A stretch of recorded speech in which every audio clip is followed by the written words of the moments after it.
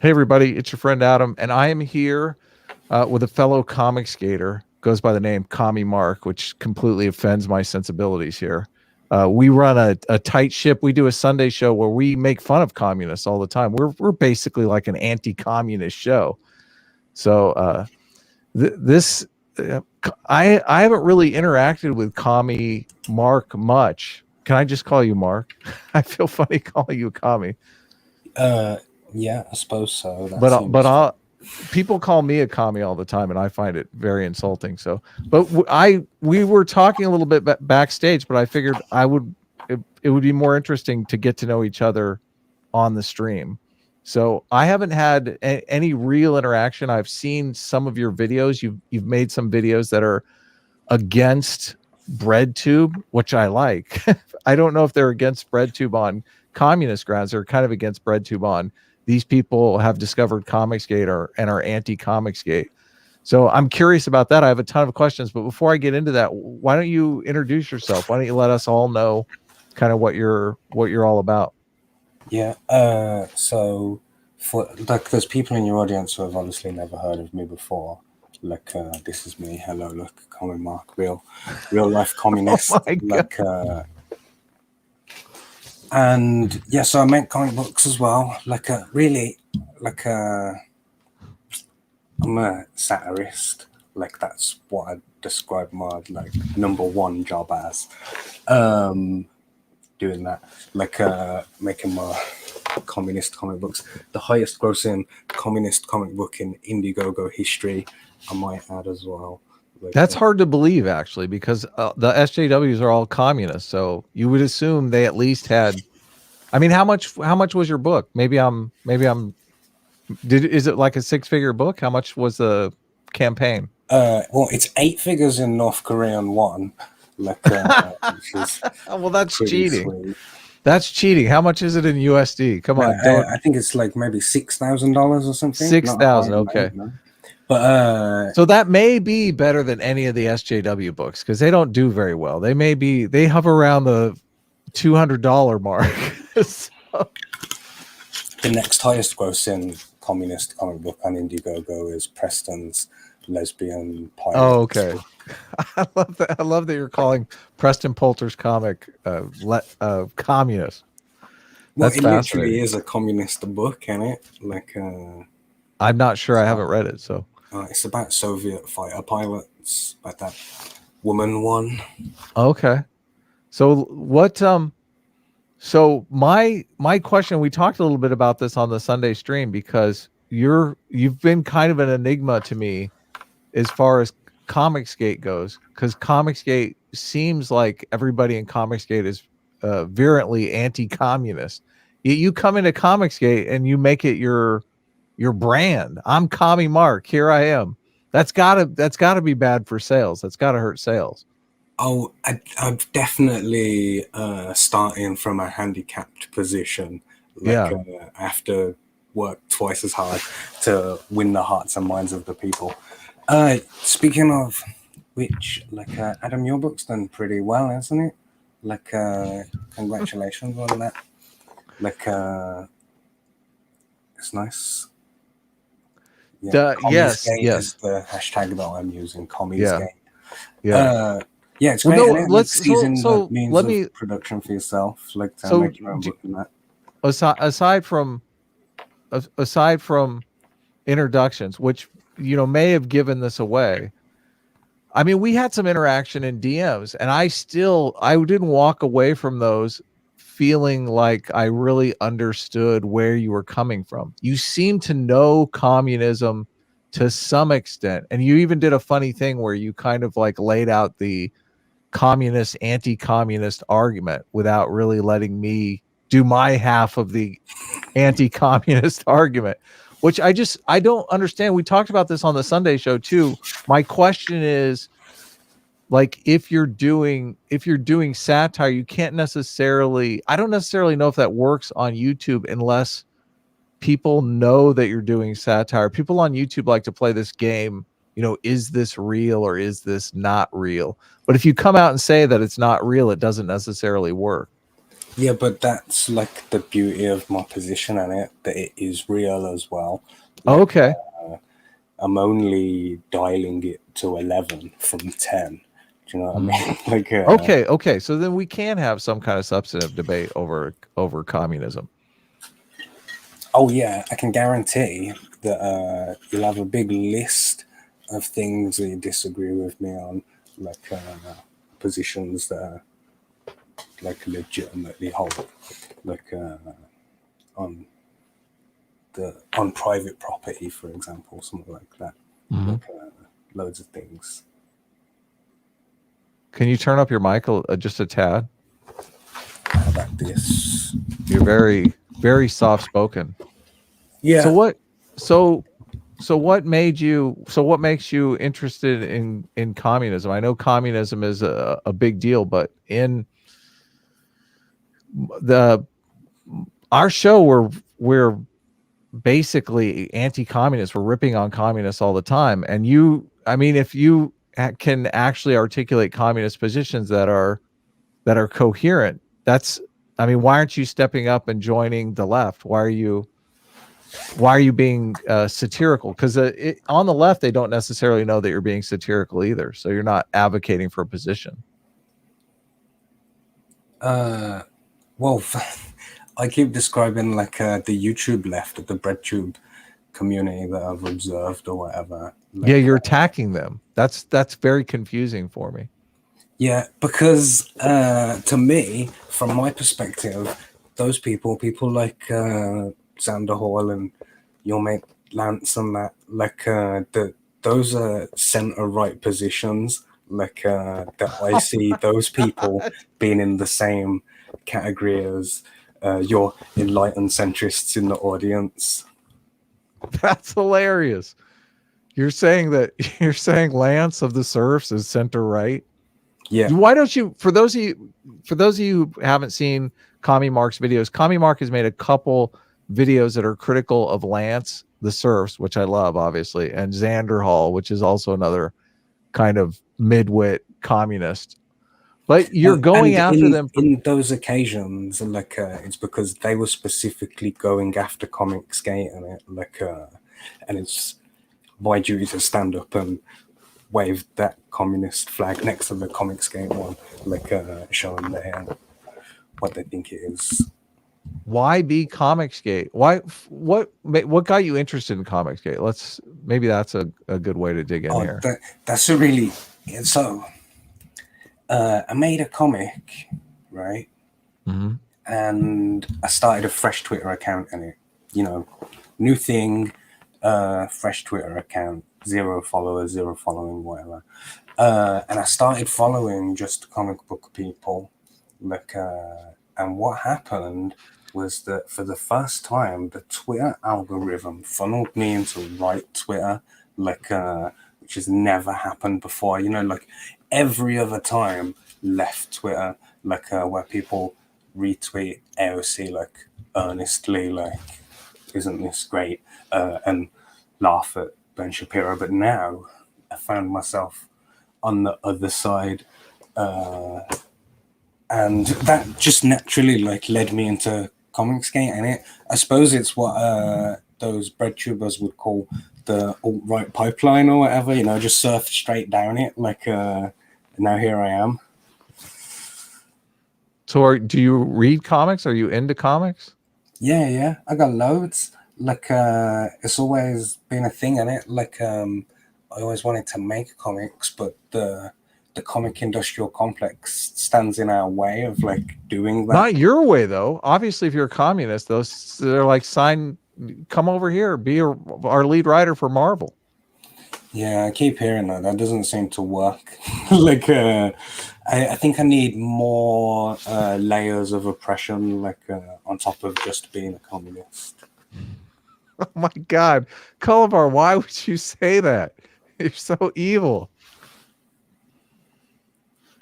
I got a couple of super chats. Maybe I'll just read them. J Mac for $50 says, "What the hell did I walk into?"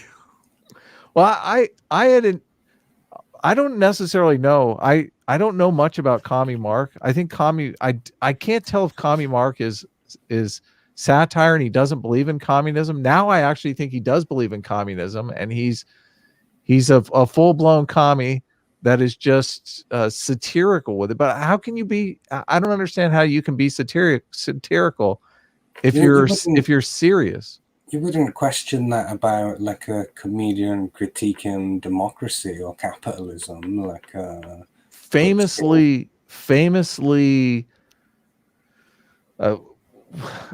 who's the guy that plays a right-wing conservative? And I'm spacing on his name.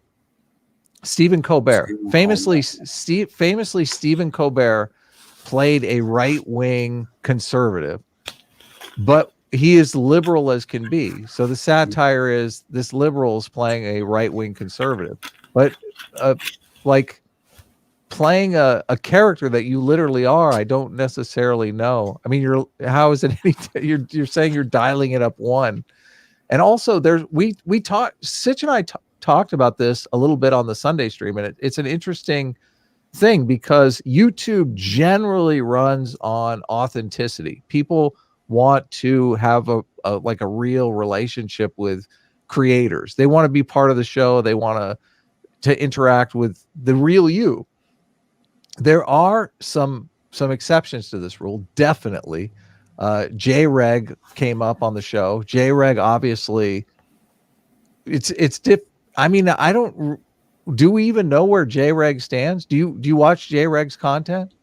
I watched a video where he declared himself to be one thing, and then saw in the recommended videos him declaring himself to be another thing.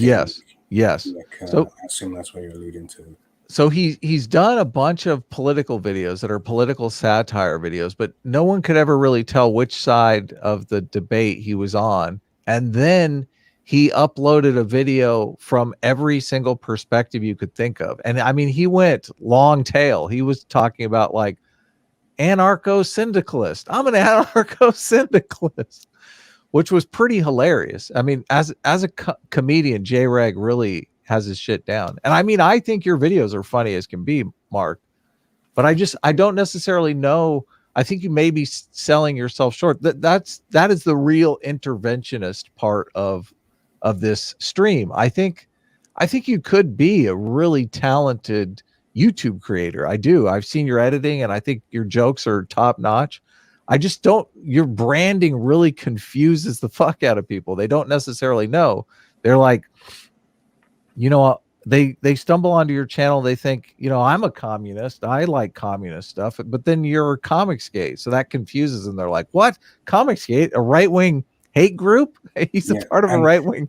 And that same thing is true for Comicsgate people who discover my channel for the first time. And they're like, what? This guy's a communist. Like, so I've got that barrier on both sides. Yeah, but why are you holding yourself back like this, my friend? I don't know. I'm not sure I can get past the communist stuff. It's there is no other like common mark, is there? Like is perfect like branding, and it's something that I actually believe in. There's no other pedophile Pete either, but I wouldn't advise you to take it as your branding. Okay, just because someone's not using a name doesn't mean it's a good name. Well, not in that case, no. But it's like what if? Well, first of all, I didn't come up with the name Commie Mark. Like Commie Mark. Oh no! Now Mark's like, gonna blame it on someone else. I love it. This wasn't your mom, right? Don't go down the mom's path. It's what it says on my birth certificate, Commie Mark. No, like when I arrived in Comicsgate, like I was using a nom de plume or whatever, and people just called me Commie Mark, like because I had a big communist flag in the background. Oh, Nazi Nate is available. Whalers. My goodness. I'm sorry, Mark. Go ahead. It's all right. I like this comment in the chat that says if he was a real communist, he'd have a mansion like Bernie and Hassan. Very good. Well, exactly. Hold on. That's another thing that came up on the Sunday show, because I mean, these commies are cashing in, Mark. You should have a a $2,000 Patreon by now. Yeah. Like, I am legitimately working towards, like, being a pro YouTuber and pro comic book maker, right? Like, so I am trying to do that. You know, might as well monetize the grift or whatever. Like, Well, see, I don't condone that. If you don't believe it, it's grifting. But I mean, if you're saying you're a 10. Let's talk about communism for a second. Hang on. No, there's a thing that I want to say here. Like, Okay. So I deliberately set that up. The you know, the word grifter, like, means like something like a swindler or whatever. Yeah. Well, it comes from the word grafter, like, which, if you know, like, it means the same thing as grifter in it. But here in the UK, it means the exact opposite. Like, a grafter is someone who works really hard. Like, and I don't know how America managed to bastardize that word into being in the exact opposite.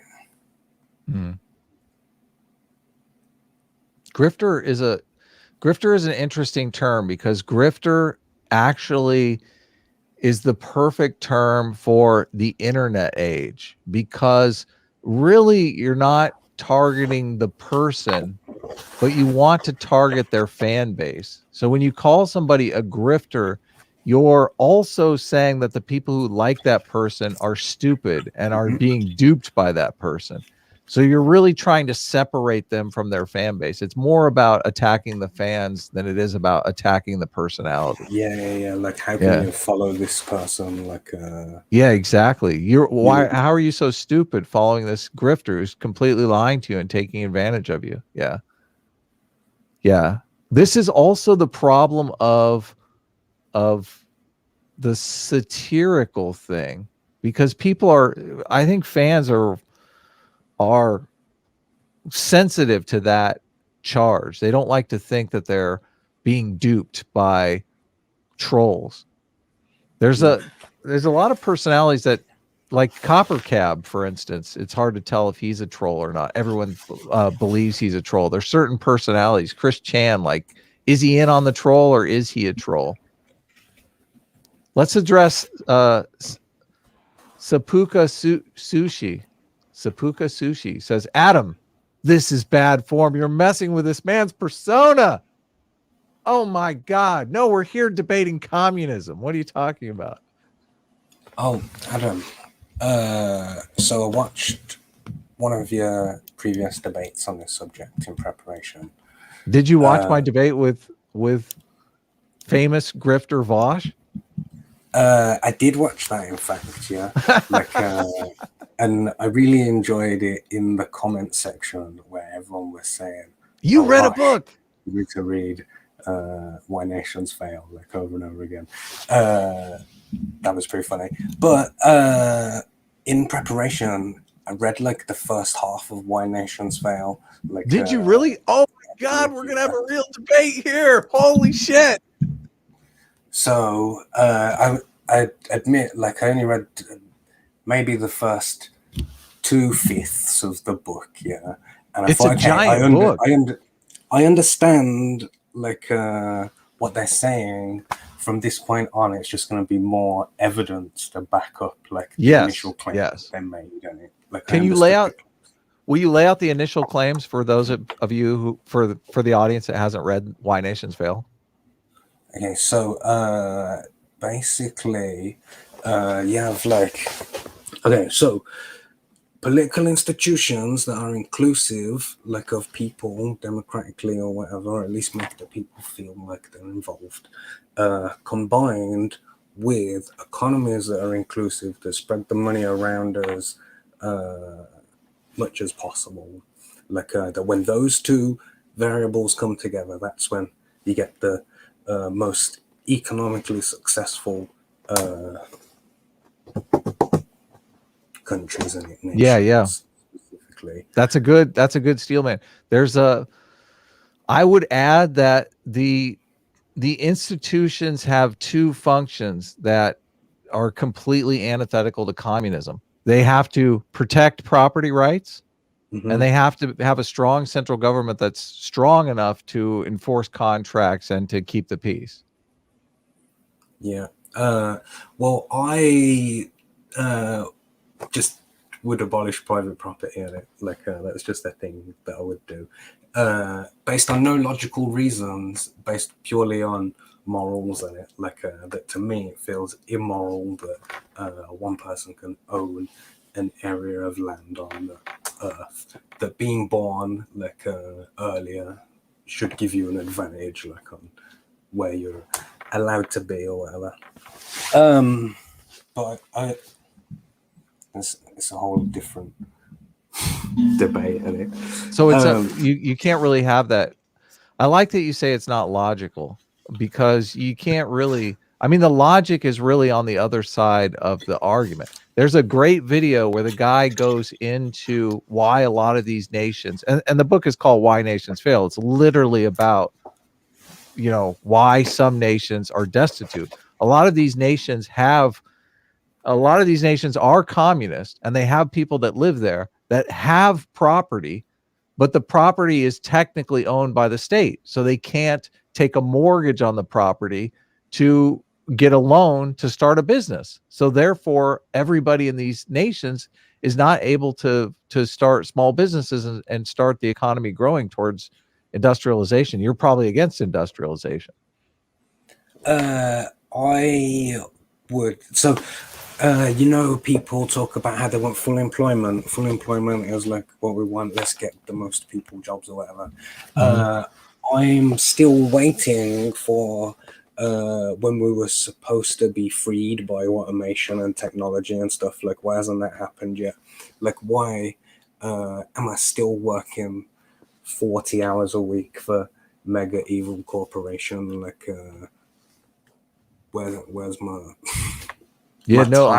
I think we're getting to the root of it here. So you're like a working stiff. You're like working class guy. You're working for a company that you don't like, and you feel like you're being taken advantage of.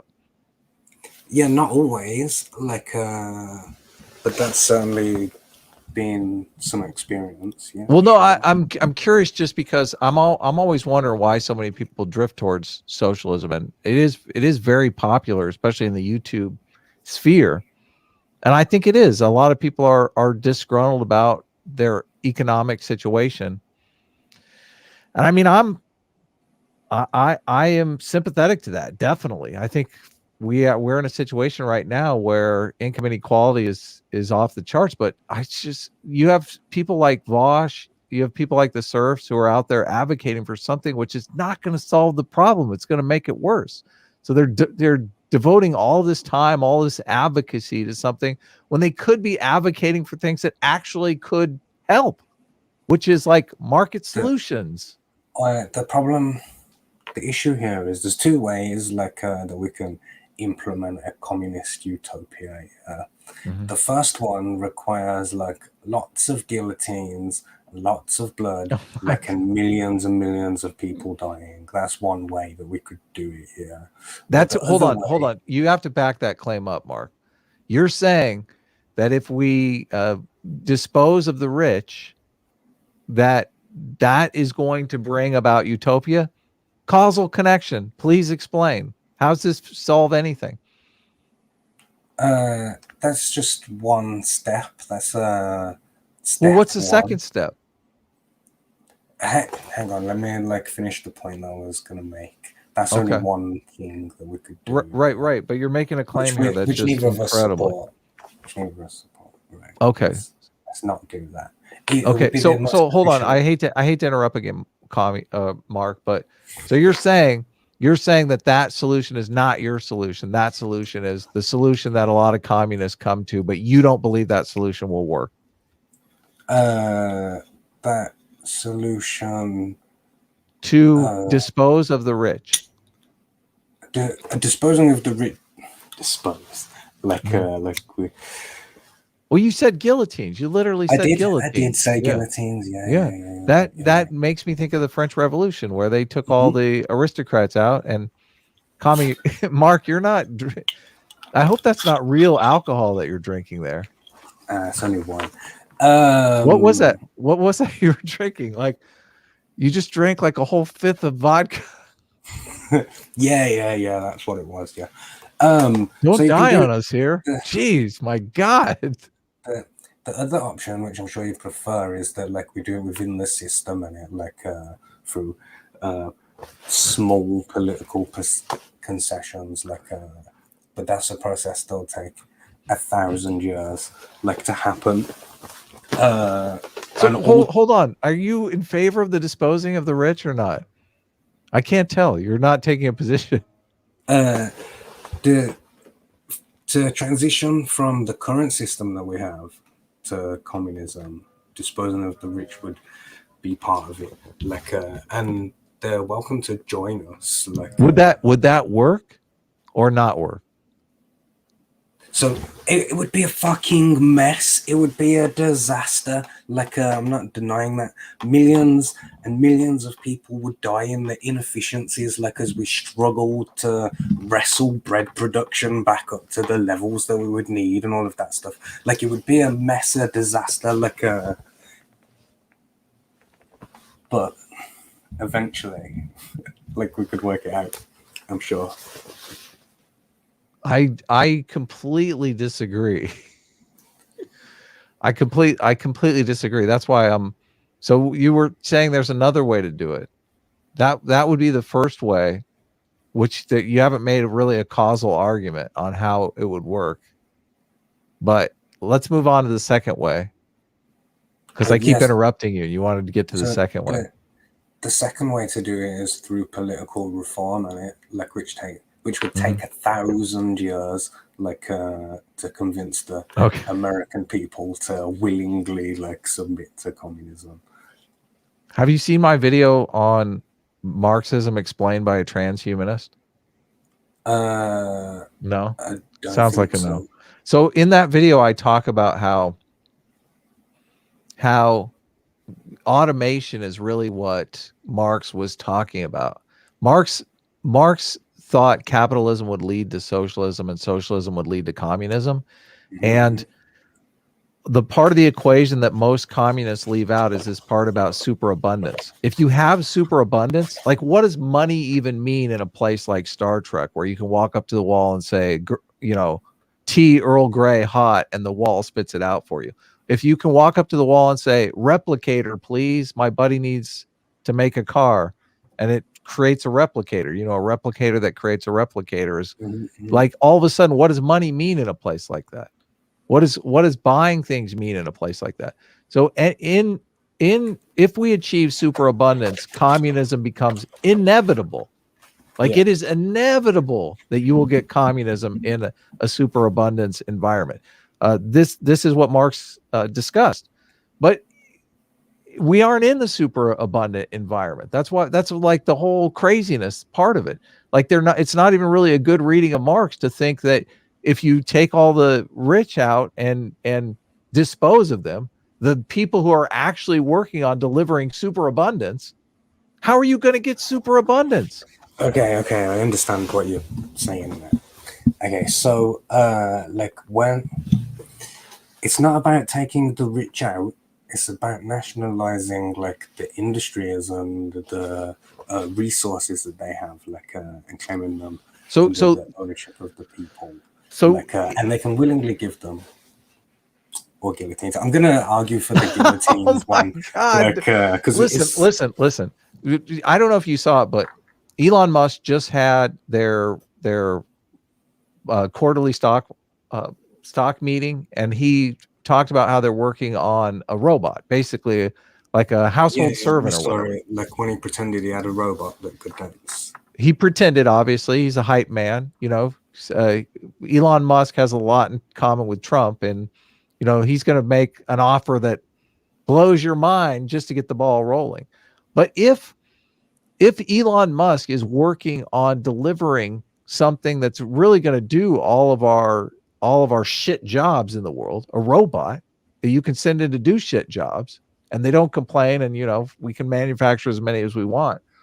Why would you take the resources away from the guy doing that to give it to a bunch of people who are just going to fucking argue about what they should do with the resources? Like, you literally Okay. stop any forward movement on anything. So imagine like I'm the president now. And I Mhm. sign the document like that all private property is now as. Mhm. Do you do you think that Elon Musk is gonna go back to work? Like, there's no security guard at his lab. Like, he can go there, he can carry on, like until we come and get it, until we like send him help and stuff. One of the things that they talked about in your book, Where Nations Fail, is that as long as you are directing like resources to the most efficient ones, like you claim it Musk would be, let's say he's the minister for space now, like why wouldn't that still work? Like he still gets the reward of a position and a fancy badge and the name Musk's the man who put us on Mars or whatever. Like, I don't believe that finance is the best motivator for humans to do anything. Here's the problem. You're going to put Elon Musk, you're basically saying Elon Musk can have as many resources as he needs, just like now. He just needs to be elected to get those resources by people. People need to like Elon Musk or whatever.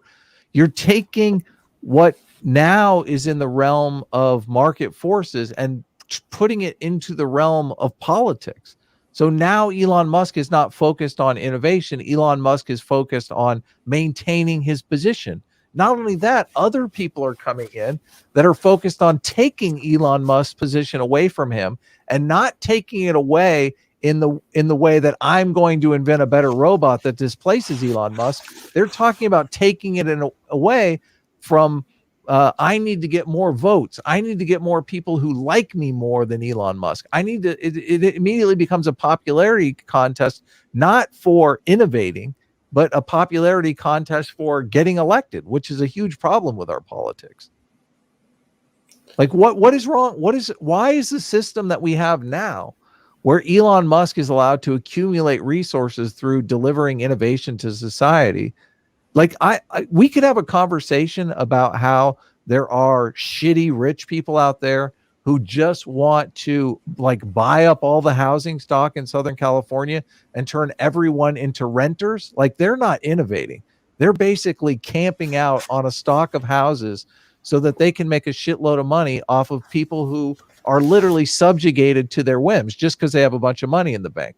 Like, I'm all for, dealing with those people. Obviously, not the way you've suggested dealing with them. We have to deal with them politically. But this is the thing.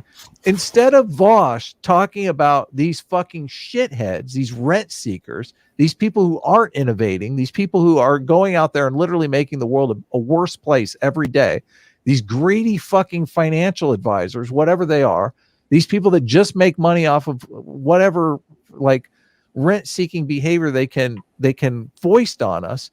Instead of complaining about them, he's complaining about Elon Musk, the guy who's literally trying to get us a backup planet and solve the climate crisis. It makes absolutely no sense to me. Yeah. Elon Musk. I know you love Elon Musk. Like, see, comes up all the time. Like, on all your videos. Like, it's a thing. You listen. Do you want communism or not? Because communism happens when we achieve superabundance. Mm-hmm. Yeah, communism is inevitable when you achieve superabundance. The Walmart clan is not working on delivering superabundance. Okay, they're working on like a real estate empire. They're working on monopolizing land and resources. Yeah, which I would take away from them and it remove the ability. Yeah, but at the same time, you would take it away from Elon Musk. Do you understand? You're throwing out the baby and the bathwater. Yeah, like I would take like a organization like Walmart. That's a good example. Like that, if we were to nationalize Walmart, for example, and now all of their checks are signed by the government instead of by the Walton family. Like, first of all, you'd remove like the subsidies that they're getting, which would make it loads of money. But the key thing would be like if you was able to get rid of the other companies, yeah, I know you're gonna hate that, that we could run at more efficiency than the system that competing against each other gives us. Like, do you know what I'm saying? Like, if Not there was, so, like, imagine you work at McDonald's, yeah, on one side of the road, and on the other side of the road, I work for Burger King, yeah. And you can come to my restaurant and you can get a Pepsi, or you can go to your restaurant and you can get a Coke. And it's like, what about if we just had one restaurant and we did half the work? Like, we could extrapolate that out into everything, all the industries, like, and do a fraction of the work that we do now. We just saw, like, in the pandemic, how society was able to carry on, like, quite functionally with 2/3 of the people at home, like, not doing any actual work, like, carrying the system or whatever. Don't have to do this much work. That's an issue. John Smith is saying that she did a super chat that was a question for you. I think I can't. Here, can I click on that? I guess I can't bring that up anymore. Sorry. Let me ask. Also, Chicha wanted to read super chats. I don't know if she's in the chat, so I don't want to send her a link if she's not around. So I didn't know if she was talking about today, or Cullivar might be able to come on and read super chats. Everyone seems to like Cullivar. What John Smith. I was reading the chat a little bit, Mark. What was your plan there? You were talking about, I got part of it. So you're saying we have a system now where there are restaurants competing against one another. But you're saying, since we're in a capitalist environment, we're forcing people to work too hard, and that we in a communist environment, people would work less. They would have less work to do. Is that what you're saying? I certainly think that with the advancements in automation and technology and innovation, like, we should be working less than we are currently. Like, do you disagree with that? Yeah. So it sounds like what you're saying is you think, since we have created a certain level of automation, you want to use that level of automation to take time off. That's where you want to spend it. But the most of that surplus power, I guess, just innovative power, is being channeled into new innovation. Like,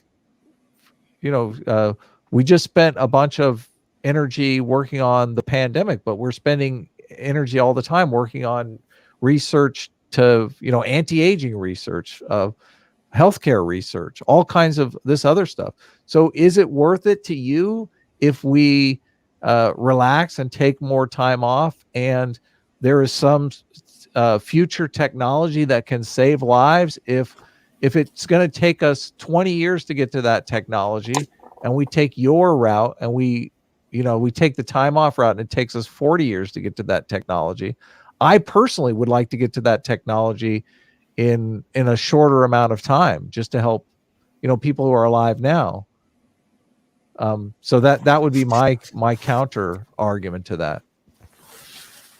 So under my system, like, I'm in charge, everyone would be have, so the numbers are arbitrary, but say we just cut it in half. It's a 20-hour work week now.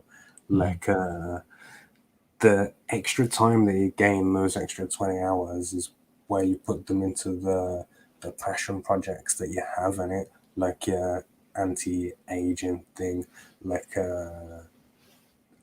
I'm giving more time to those industries to innovating in their spare time. Yeah, other people. I mean, people. I don't necessarily know how this would work either, because I mean, people. There are people who live a life of luxury. They take no, like they work zero, and there are people who work all the time who don't need to work. I mean, Elon Musk is a perfect example. Elon Musk doesn't need to work, but he works every day because he's like got goals he wants to achieve. Yeah, that's you're so close to like what I'm saying. That this is how a real meritocracy is made. Like that the people who want to succeed will take the chances that they need to do it, and the people who are happy to just sweep the floors, which is an important job, whatever. Like those people will do the minimum amount they need. It'll stop like people chasing jobs that they think are gonna be financially rewarding for them, like just purely for that reason. And people who are passionate, like, and in my opinion, better suited, like, to those jobs will go to them, like, naturally. I think that would happen. I'm a little lost. John Smith for $5 says, "Do you think that some of the rich are actually competent in their jobs, like doctors and engineers? And how would you rectify the loss of these people?" I think that people would still be doctors and engineers on choice. Like when you ask a 5-year-old what he wants to be when he grows up, he doesn't like base his answer on the financial returns that he's going to expect. Like I don't see that it would, like, I think that people would take the jobs that interested them the most if they were all like paid the same wage or whatever. I think it would self-sort itself. The system would. Whenever you play with your microphone, I get a lot of feedback. So I apologize. Danimal the Bruce for $9.99 says, we do work less now, way less. 100 years ago, people worked 12 or more a day, 7 days a week. When we were mostly agrarian, there wasn't a time when you were not working. Well, I think you agree. You agree that there is less work going on now, obviously. I mean, I still work. I still work 12 hours a day, 7 days a week. I'm fucking exhausted. Yeah. The 40-hour work week is a victory for communism, yeah, for Marxism in particular. It's not, though. That's not remotely true. That's a victory for liberalism, not for communism. Communism is the abolition of property rights. How is the 40-hour work week an abolition of property rights? Well, these are all ideas that were raised in Marx, ain't it? Like, well, you love playing with that mic, don't you, Mark? Sorry. Yeah, I do. Like, it's a bit of a... It's terrible audio, though. You're an audio guy. Oh, my goodness. I've forgotten the question. Sorry, what? That's okay. I guess I could read... I'll try to read some super chats here. Cullivar for $20 says, socialists are fascists by WIYH.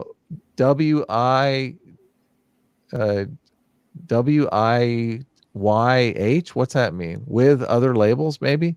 Socialists are fascists with other labels. A-team reigns supreme. I can read that part. See, that's another thing.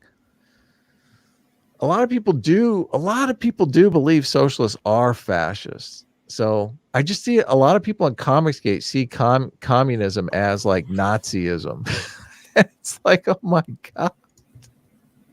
Yeah. And that's a wider problem than just in CGs, or happens all over Twitter, that does. Like, and the big difference being the abolishment of private property in it. Like, the fascists never do that. You got a fan here, Chris Hill. You're doing great, Mark. We love you, babe.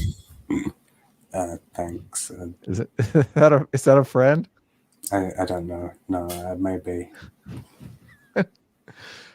The Observing Otaku for $5 says, if I wasn't a nihilist before, I am now. Thanks, Hassan. Why work? Oh God, we need Cullivar on here. I can't read these super chats. What am I doing? Oh wait, Cullivar's super chatting again. Now I'm conflicted. Do I let Cullivar on to read super chats, or do I let him continue to super chat? Make him read his own. I don't know if it's fascinating to me, Mark, that I guess you do believe in the communist stuff. Yeah. I don't know. It's just so. I've done such a bad job of defending myself. You've done terrible. So yeah, I know. But that's okay. I'm not really a debater anyway. I've done a bunch of debates, but the real reason I do debates is just I'm interested in psychology, so I'm interested in how people interact. I don't believe you can change people's minds, so I'm not really trying to change your mind. But you are an enigma, and like we're both basically in Comicsgate. So I think you're basically just setting yourself up for failure. And it's like, it hurts me. It hurts my soul to see a fellow artist, working hard and not necessarily, I don't know. If you can pull it off, more power to you. The rebel in me enjoys the fact that you're trying to do this, setting such a high disadvantage for yourself. The rebel in me loves that. But, the realist in me thinks it's going to be difficult for you to pull off a 6-figure book sometime in the future. And I think you're a talented artist. I honestly do think you're a talented artist. Your videos, you're funny. It seems like you know how to edit, timing and stuff like that. So you seem like a relatively smart guy. Relatively smart. Thank you. That's the nicest thing. Well, except for the communist. Except for the communist stuff. There we go.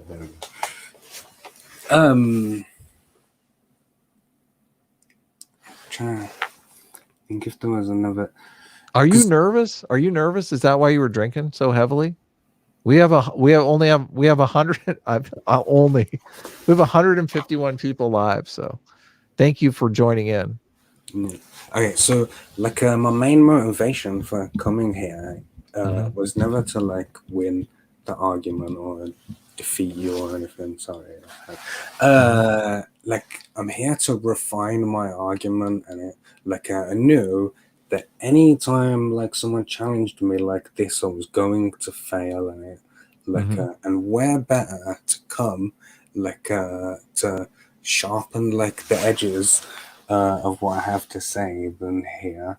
I will watch the video back and and I will have answers for everything that you said next time, for the next person, and that's awesome. That's what I do. That's why I like debating people. And the Sunday streams are great because Sitch and I just argue, which we talked about this stream, like I said, on our Sunday show. And he changed my mind on the fact that you can do something satirical and be successful. But I think the way to do that is to really maintain the mystery. You can't really break character. It's kind of an Andy Kaufman type thing, which I thought maybe you were doing. And I guess maybe you aren't really being satirical because you literally believe in the communism. So it's not really satire, then it's for real. Well, it's not necessarily just communism that I'm satirizing. If you watch my videos, most of my points are, anti-capitalist. It's a vehicle to attack capitalism, to point out things I don't like and mock and laugh at them, but then also lean back and say, I know we did some stuff too. I think that's how satire is supposed to be. It's supposed to be fair and equal in every direction, including into your own gang. you got legitimate criticisms in your group, you have to say them, innit? Like, Mm-hmm. So you're anti-capitalist and you're calling out your side. Is that what you're saying? certainly in them BreadTube videos, that's what I'm doing, yeah. Like, if you read The Adventures of Kim Il-sung and Best Korea, it's not exactly promoting communism in the greatest way. Diogenes for $5 says 2 requests for A-Team. Make Akira the Dawn a staple of Thursday stream. 2, kick Kami and V. They're calling you Kami V. I mean, we've had communists on the Sunday show all the time. I'm happy to talk to anyone. So I don't think you can change people's minds though. That's one of the things. So, I was saying, it'll take 1,000 years, like, to get the people to vote for that. I like to think that I'm nudging the Overton window, by being, like, so far on the extreme, like, demanding the most of everything, so that the Democratic concessions, like, moved more and more towards my position. Does that make sense? Mm-hmm. Yeah, the thing about in psychology, they talk about it being the opening offer, and you set a high opening offer to basically mark, to prime people, get them ready for a smaller offer, but something substantial. In marketing, they call it perceived value. Like one of the reasons why movies do well that are on rental and stuff like that, even though movies that have a theatrical release will do better than movies that just go straight to video, is it creates a higher perceived value. So, but what you're doing, you're basically saying, yes, I'm trying to set the opening offer very high to kind of pull people in that direction in the same way. But there's a key in the psychology research about opening offers. The opening offer has to be credible. So I don't see you putting a credible offer on the table. So anyone will just basically dismiss that. They'll be like, oh, this is crazy. This guy's, the Alex Jones of communism. Like he's not, this isn't a credible offer for universal health care or for abolishing property rights. I sent Akira the Dawn a link. You're not under no obligation to come in, Akira. Adam, I know Adam's secret name is Adam now. But if you want to come in, you can. So there you go. Diogenes. What's he saying? TV cannot compete with this. That's so true. I feel bad. Mark. I feel like I'm putting you on the spot here. You want to talk about something else? So one of the other points that I found in Why Nations Fail. Mm-hmm. Don't move your mic when you're talking, okay? Because it's like, it sounds like here. You hear this? Yeah. It's not good. All right. So, and it's a point that I've heard you raise before about where innovation comes from. Like if you remove financial incentives, like for people to innovate. I've heard you ask this question so many times, but yeah, where does it come from? And I just wanted to offer the answer to that, if I may, which is that innovation comes from the lead users, like who are repeating their specialized tasks like over and over again. Like those are the people who identify like time saving, moments where they can save time by improving the process or whatever. Yes. And that's why, that's reflected in the issuing of patents, that people from all the different classes able to invent new stuff disproportionately from what you would expect from the working class, because those are the people who are operating the machines and stuff. So I don't think that innovation comes from the financial rewards. I think it's a result of laziness, and this idea that we just want more time, do things faster so we have more time, because time's the most precious resource. Isn't this in the book? In the book, they talk about a lot of innovations coming from people doing dumb jobs and finding a way to do it faster or finding a fix for it. I think they even give an example of somebody who was completely automated their job away by just somehow they just fastened something to something else and they were completely useless after that.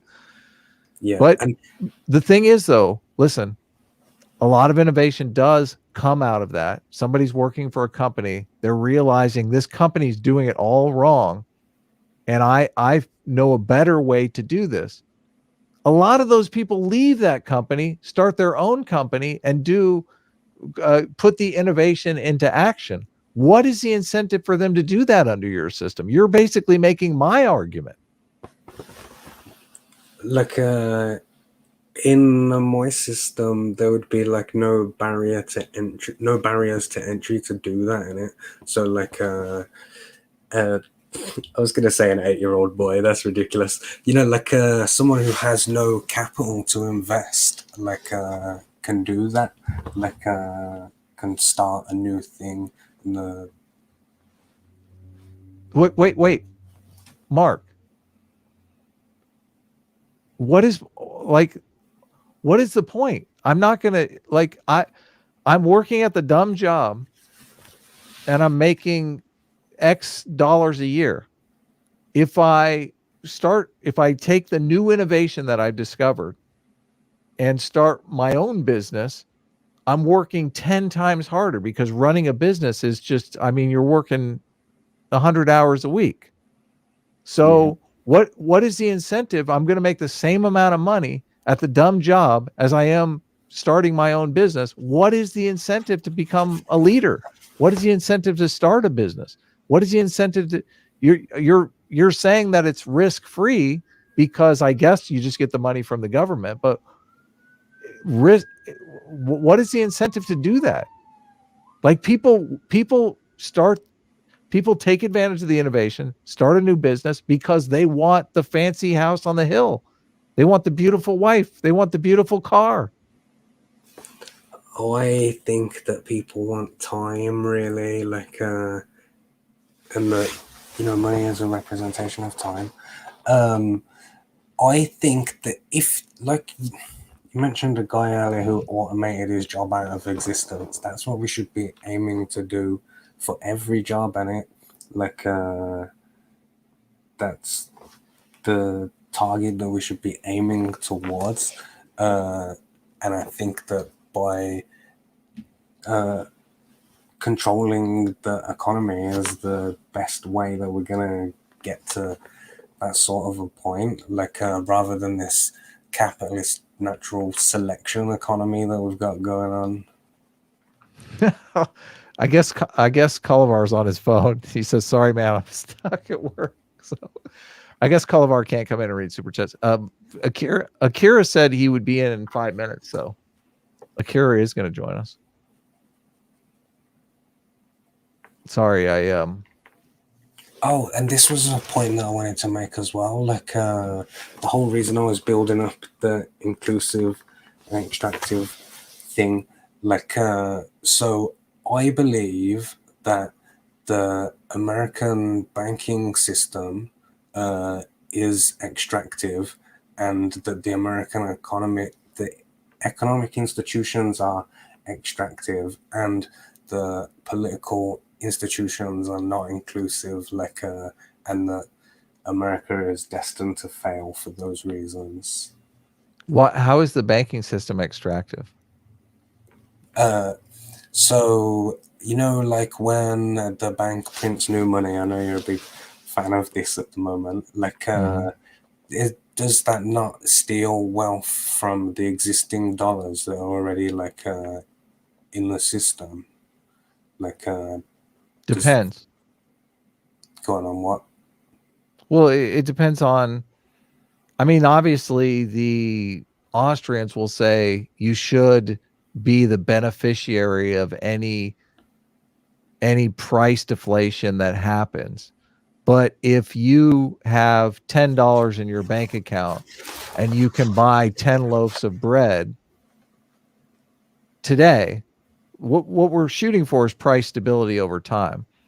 And in the future, if you like more money's put into the system and you have $20 in your bank account, but you can still buy the same loaves of bread with larger amounts of money, then you've still created price stability over time. And a lot of it has to do with the production side of the equation. As more bread is produced, the price falls in bread. So like if you double the amount of currency in the system and you 10 times the amount of production, then you're actually going to get price deflation over time. So that's the difference. They don't a lot of people don't take the production side of the equation into consideration rather.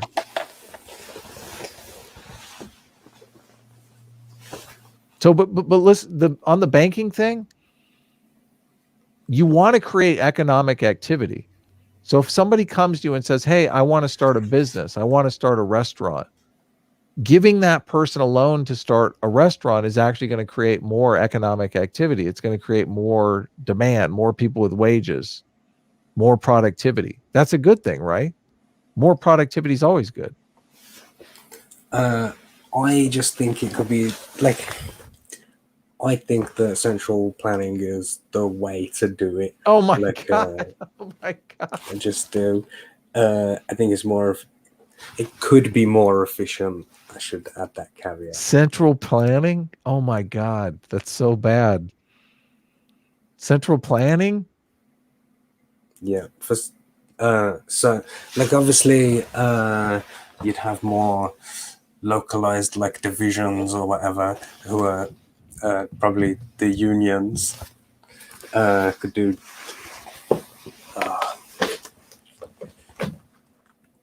I'm gonna bring the super chats up. Go on. Let me see it. How do I do this?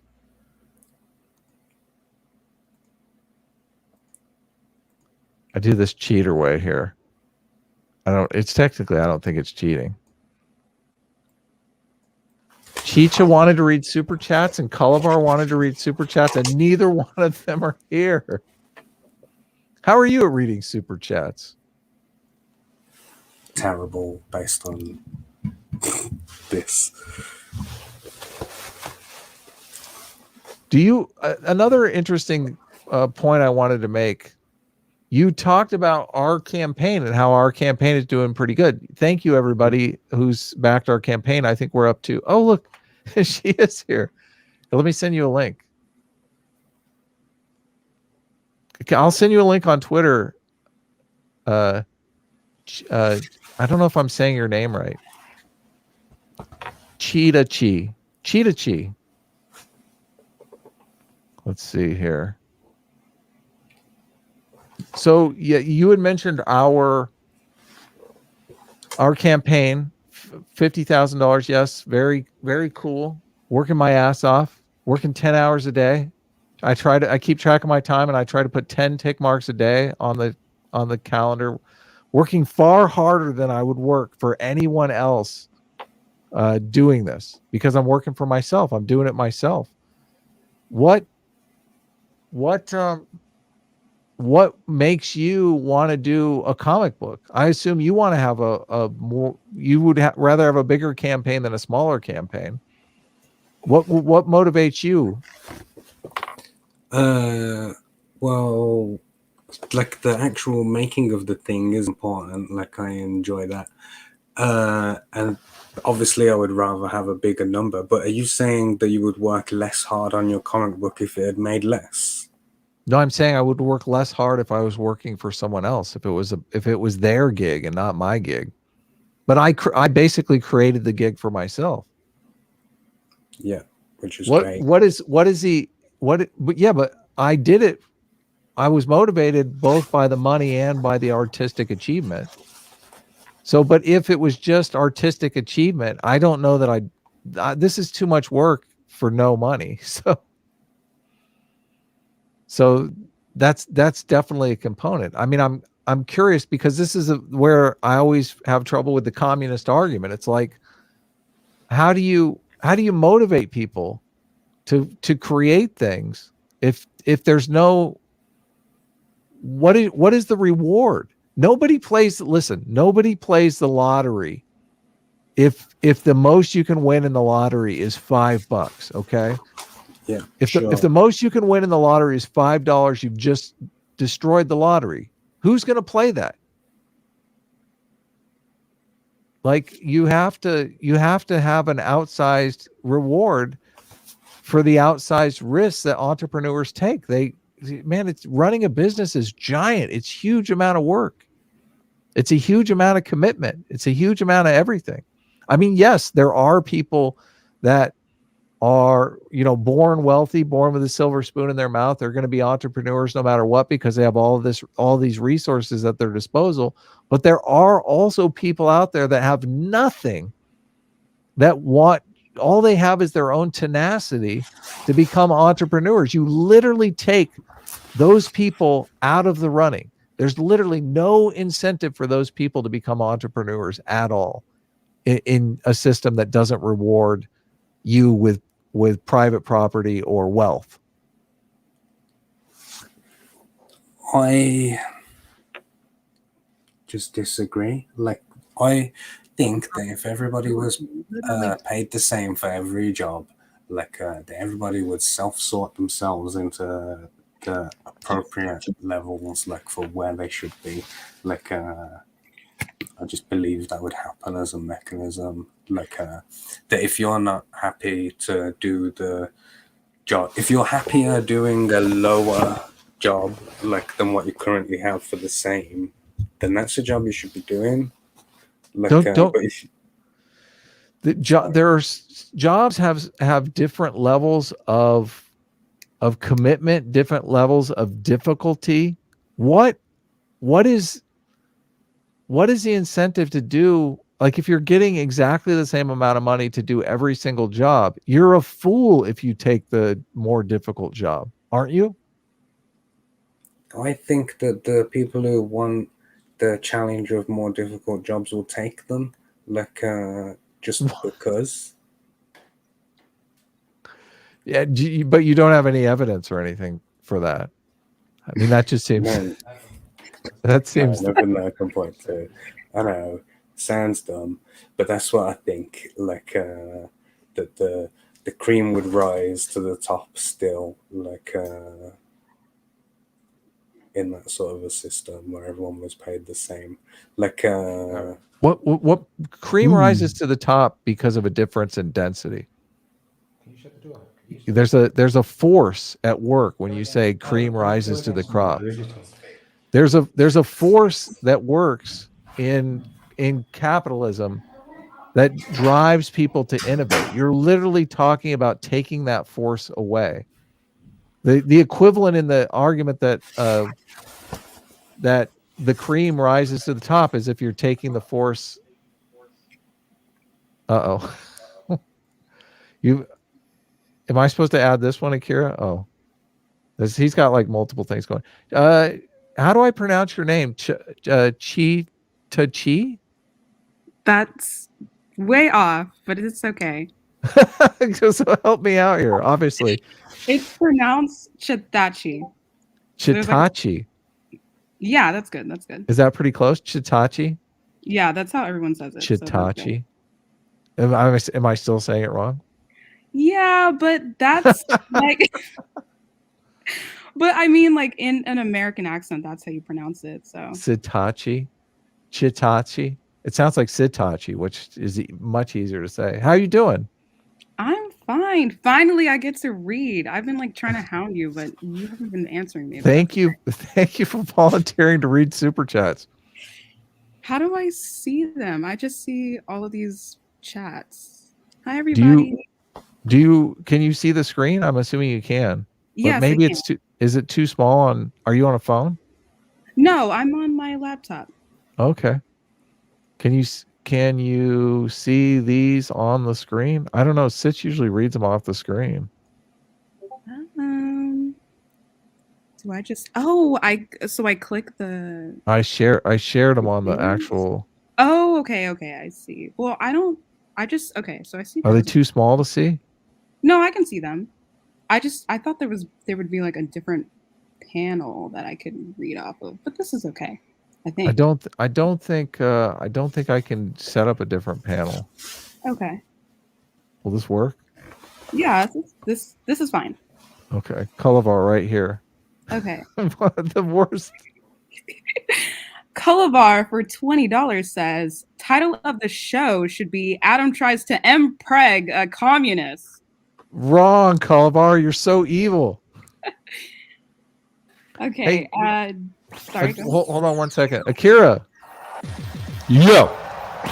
Which one should I add to the stream? Akira Monitoring or Akira the Dawn? Obviously, Akira the Dawn. Obviously, the one that says Akira Monitoring is for my monitoring purposes. You genius! I didn't know. I didn't know. No, how could you know?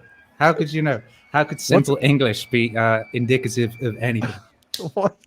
I added it to the stream for a second, but only for a second. What's up, Akira? Say hi to Akira, everyone. Hello. Thanks for joining in. Hey, what's up? Do you want to respond to anything? I saw you in the chat. Do you want to respond to Mark about anything? I don't know. I mean, if it wasn't for communists, I wouldn't exist. You know, they kidnapped my grandfather from his school when he was a teenager and took him to a camp, which he eventually escaped. And he ended up in Birmingham after the war, you know, and married a nice lady. See, I wouldn't exist if it wasn't for those lovely communists like kidnapping my grandfather and putting him in a camp. So shouts out to those guys. My God. See, Mark, this is what I think. That's why we're people don't like, a lot of people don't like communists for that reason. So or you know, the mass murder, aside from the squashing people's dreams and hopes and ambitions and wasting people's time at the DMV. If you want to know what communism is like, go to the DMV. Yeah. Would you work as hard on all the stuff that you do, Akira, if you weren't working for yourself? What's that? I mean, I kind of think if I was only allowed to make art for the Tsar. Yeah, like, exactly. Sing songs about how great the party was. Yeah. You know, I don't know if I would work as hard at making songs about the greatness of the party. I don't know. It depends on the party. It depends on the party. Language. It might not have been, I don't know if we've seen the real party yet. When they do the real party, it might be like an Andrew WK party. No. I mean, it might be like an Andrew WK party rather than like a murder party. We've seen it. The whole social justice thing is basically you have to toe the social justice line. Otherwise, you're not, this art is not acceptable to us. There is an aspect of that already going on. Like Comicsgate is a huge part of that. All right. You want to read another super chat? Sorry, I ruined that whole flow. I realized that audio coming out of a laptop like an absolute fucking noob. Yeah, don't do it. No, I almost muted you, but I didn't. That would have been rude. By the way, who gave me a wrench? I've never had a wrench in my life. It feels very strange to have a wrench. Pretty much, I give wrenches to everyone. So. Why? I didn't notice that. I've never seen so many fucking wrenches in a chat section. How is anyone it's basically like communism of wrenches. How's anyone supposed to feel special if you give the wrench to every fucker? Really? I can't pull wrenches though. Come on now. My wrenches are love. Jay, okay. Go ahead. Oh, okay. JMac for $20 says it's similar to when a bunch of right-wingers actually thought Stephen Colbert was a Republican. That's true. Did people actually fall for Stephen Colbert? I'm not sure they did. That is I funny. certainly did. Like on YouTube, like I deliberately ignored him in it because I thought that he was a Really? pundit, yeah. But also, I do remember like I'm in a different country, like Yes, totally. Are you in Birmingham or surrounding? Which bit of the Midlands are you from? Yeah, from Birmingham. Yeah, shout out to Birmingham. We could I used to do live in really Birmingham. Here What's we that? go. Look, we got a UK on UK brawler here. Yeah, I used to work in the Flapper and Firkin. Does it still exist? Yeah, it does. Yeah, It was a great Like, pub. I almost didn't know, but yeah. I got mugged at knife point on my way to the Flapper and Firkin, right? And I was like walking along, and someone grabbed me from behind and put like a serrated, like a kitchen, like a cutting up your food knife, Yeah, like a little one, you know, around my neck, and said, "Give me the phone." I had a Nokia. You know what I mean? I was like early. I had one of them snake Nokias, you know the guys. And I sort of turn around, and he goes, "Don't look at me face." So I kicked him, you know, and then scarpered off, and that was that. You know, he was there with his kitchen knife. "Don't look at me face." And I went to the pub, you know, and it was great. The Americans don't God. understand what knife crime's like. Like I got robbed with a fish slice once. You know, like that really thin, like fish knife. Like the dude literally just went to his grandma's kitchen or something. I don't, Right. guys, just make guns legal, okay? They're less scary. I can't imagine being robbed at knife point.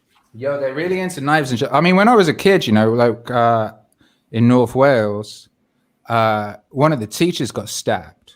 You know, that's how they used to get down. I got stabbed in the leg with a compass. You know what I mean? Wow. And you ain't a real like kid in the UK back in the day if you did not get stabbed with a compass. And I also got stabbed with a pencil, and I still have a lead in my thigh And to this day. and And that's a real war wound. I also have like a lump of graphite in me as well from that same. See, sort that's of how you know thing. you're real. That's how we know he's real. I know Mark is real. I was watching this.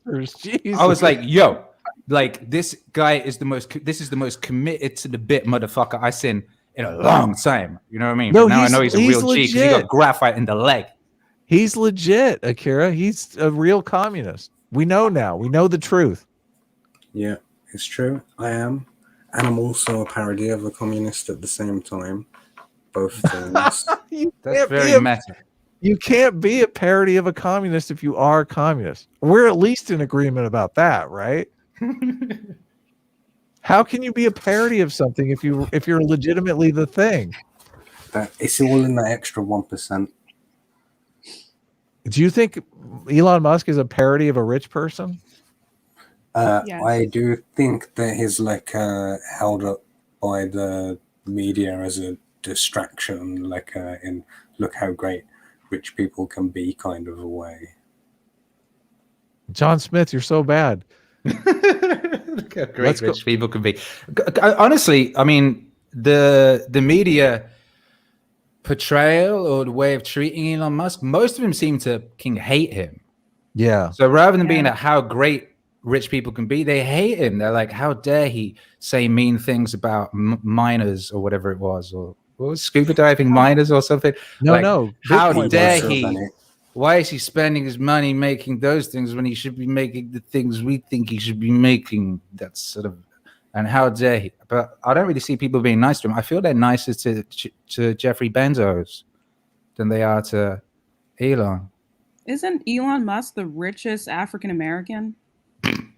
Is He he? is, yes, he is. He is. He's literally African American, isn't he? Yeah, he is. He is. That's hilarious. Yo, but he's also homies with Diddy and Jay-Z and all those guys. It's like a squad. I used to DJ at a club in Los Angeles, and those guys used to come down to like special after show parties, and like you'd have Elon hanging out with The Weeknd and Busta Rhymes and Oh my God. For real? yeah, and That's Miley amazing. Cyrus and them, and they would come hang in my DJ booth and steal my plug sockets, you know, to plug their phones in. Yeah, Sounds that happens a lot. Yeah, that doesn't happen. Like, You know, that kind of upward mobility. You know, I mean, I was born in a slum. You know, I mean, like I used to sleep in a what do you call it? A suitcase in Hale Zone in the Midlands. In my Polish grandfather who fled a communist concentration camp, in a suitcase in his little slum house in Birmingham, right? And then fast forward like a couple decades, and I'm DJing in With Los Elon Angeles Musk. with Elon Musk and Busta Rhymes. That kind of upward mobility is not possible, as far as I can tell, in a communist system, unless I don't know. I mean, could you explain to me, Commie Mark, how a person of low means like myself could find himself out of those low means in the system that you describe as yours? There would be no low means to like escape from, innit? No low means in your system. No breadlines. No abject poverty and depression. No people Hopefully not. drinking really bad vodka that they made themselves out of rocks. No, like ideally, I'd like to avoid like all of those sort of pitfalls that previous regimes have fallen into. Yes. Good. That's important. Should we ask how you would avoid those pitfalls? Yeah, I know. Where's the causal argument? That's a the good thing question. we're looking for. It's like cause and effect. How will you succeed where so many have failed? And when I say so many, I mean all. All of them. Yeah. I don't have all the answers in it. I don't have all the questions. That's one of the reasons why I'm here. We to just get gave you more one of the questions. Well, So they you bring got- they that's a bring question. this up in the book Why Nations Fail. They talk about North Korea and how if you live in North Korea, you don't think about how you're going to make the next great innovation because there's no way for that to happen. And I remember even as a kid, I was always thinking about, what am I going to do with my life? How am I going to make something of myself? How am I going to become an entrepreneur? And I think a lot of, like, maybe not everyone, but a lot of people do think about that stuff. And in a communist system, there's just no reason to think about that ever. No, you're too busy trying to make vodka out of rocks. Yeah. Too busy trying to survive. I didn't know you could make vodka out of rocks. That's If in communist breaking news situations here. you become very creative. That is one thing. You are forced into incredible realms of creativity under a communist system with regards to just basic functionality and not fucking shooting yourself in the face. Yeah. You want to read another super chat? Chitachi. Hitachi? Chitachi. Yeah. Yes, please. Okay. Utter Nonsense for $4.99 says S-Class knows which nations fail, but A-Team knows why nations fail. Also, hi Sitch, we all know you're lurking here. Get back to making that 08 crash video. This is great. Colbert is going to be so jealous. Is Colbert still in the chat? You're doing amazing. Alex Karras for $5. Still love my A-Team. I'm There with we you there. go. J Mac for $100. You can't dispose of me. Where will Adam and Sitch get their super chats? The world would fall into pure chaos. Truth. Lucifer Yeah. the Doberman for 20. What's CA? I don't know. Canadian, I believe. Oh, Canadian. J Mac, joke's on you. We love chaos. Oh my god.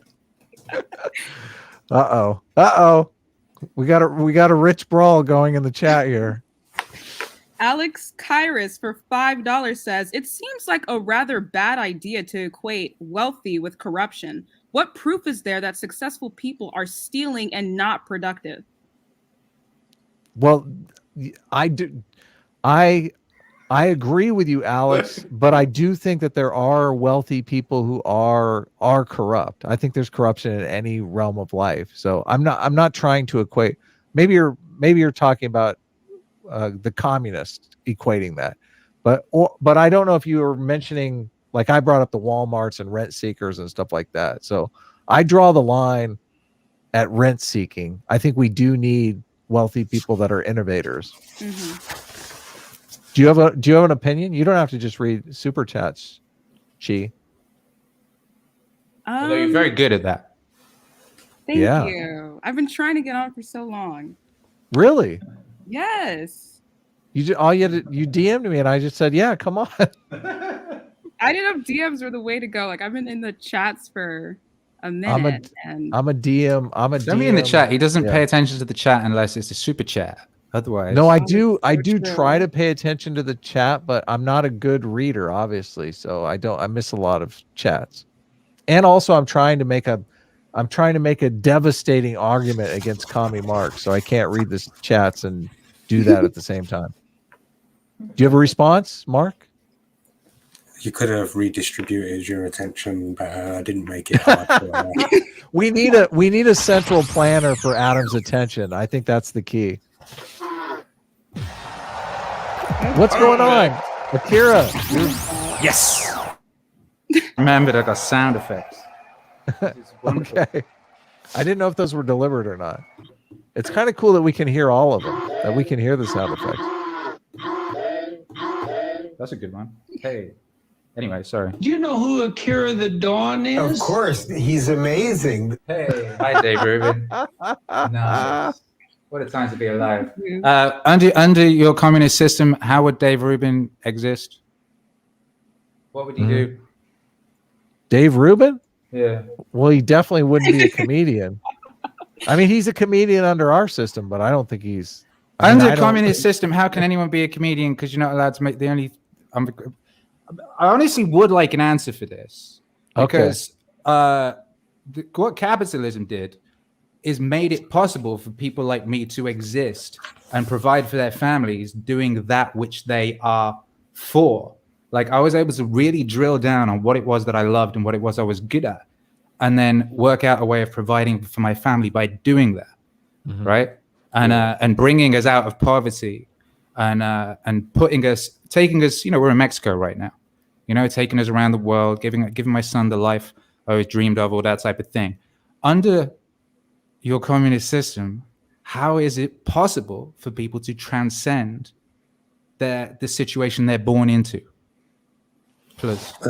Okay, so like I would give like a system of completely free education in it, like for everyone forever, like in the anything that like, so we need to scout out the innovators in it, like, and direct like funds and wealth and stuff towards innovation. The people like Adam who are like, I'll just sweep the floor, like that's fine, he's opted out of being an innovator. But people who are like actually have shit that they want to do, like will be supported to do that. And you'll say how, and I'll say I don't have the answers yet.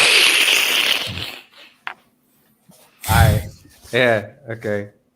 So no, then in communist systems, though, they put together. You're talking about central planning. The thing about central planning is they develop these 5-year plans, and in order to implement the 5-year plans, they literally have to allocate workers to certain areas. So that this is why they forbid people to move around. You literally can't move around in a centrally planned economy because they need workers in a certain area to implement some goal of the central planning. Yeah, how could I have escaped Redditch? Yeah, I used to live in Redditch. Have you ever been there? Yo, it's we need dog biscuits. Okay, you're gonna have to work in Redditch. I'm sorry, Akira. That's the way it is. My nan used to work in a biscuit factory in Digbeth, in the coach station. You know what I mean? See, she always dreamed of going to America. She wanted to live in America. It's one of the reasons I do live in America. You know, it was my nan's dream. I took her ashes with me here. You know what I mean? But her dream, what it was like, you know, she was working in a biscuit factory, and that had worked herself up from lowly beginnings in the slum. She was in the Brown clan, and it was the Browns. They were the bad ones of Cannock. You know what I mean? And they used to just like fight with shoes and stuff with the the Smallman clan. You know what I mean? They used to just fight in the street and mine for coal. They were coal miners, you know? And so she sort of transcended that and worked in a biscuit factory, you know what I mean? Which was very cool for her. But she tried to move to America because she fell in love with a soldier. But they wouldn't let her in America because she didn't have enough money in a bank account, you know? It's very sad. But I got here, you know? I don't know what the point of that little thing was. I was just thinking about my nan working in a biscuit factory It's because working. Though. I'd be Look, stuck in the biscuit factory. Basically, my nan's blood would still be stuck in that biscuit factory. Would never have got to live that dream and go to America, the land of Dolly Parton, who she loved so well. She used to freedom. dress like Dolly Parton, you know. She was like a Brummy Dolly Parton. Well, Dolly Parton famously preached the issues of working 9 to 5 at the biscuit factory. Hilarious.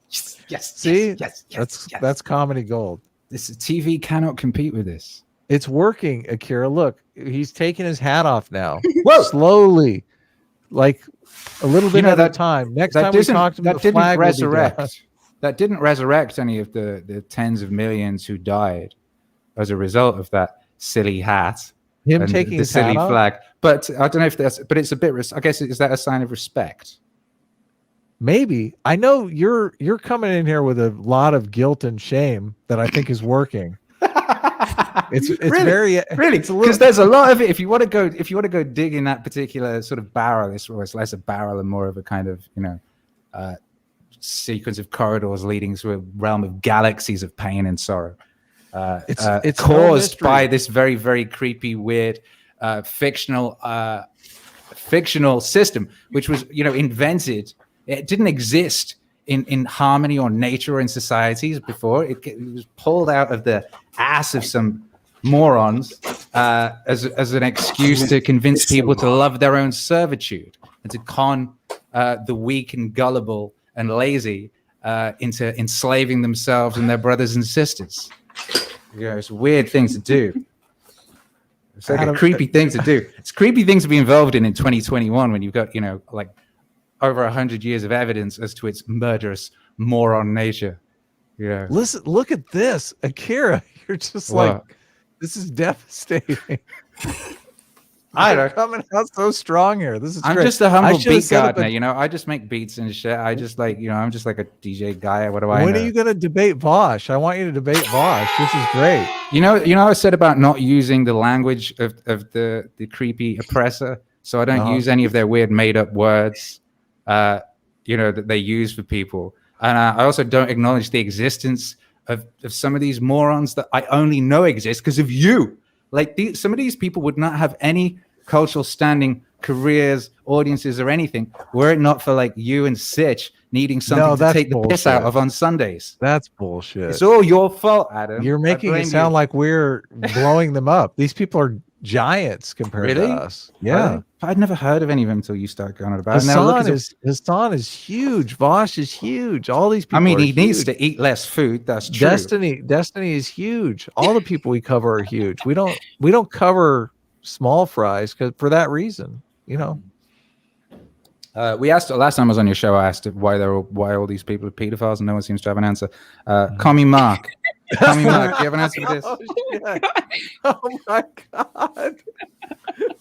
I have seen no evidence of that. Commie Mark, pedophile Pete.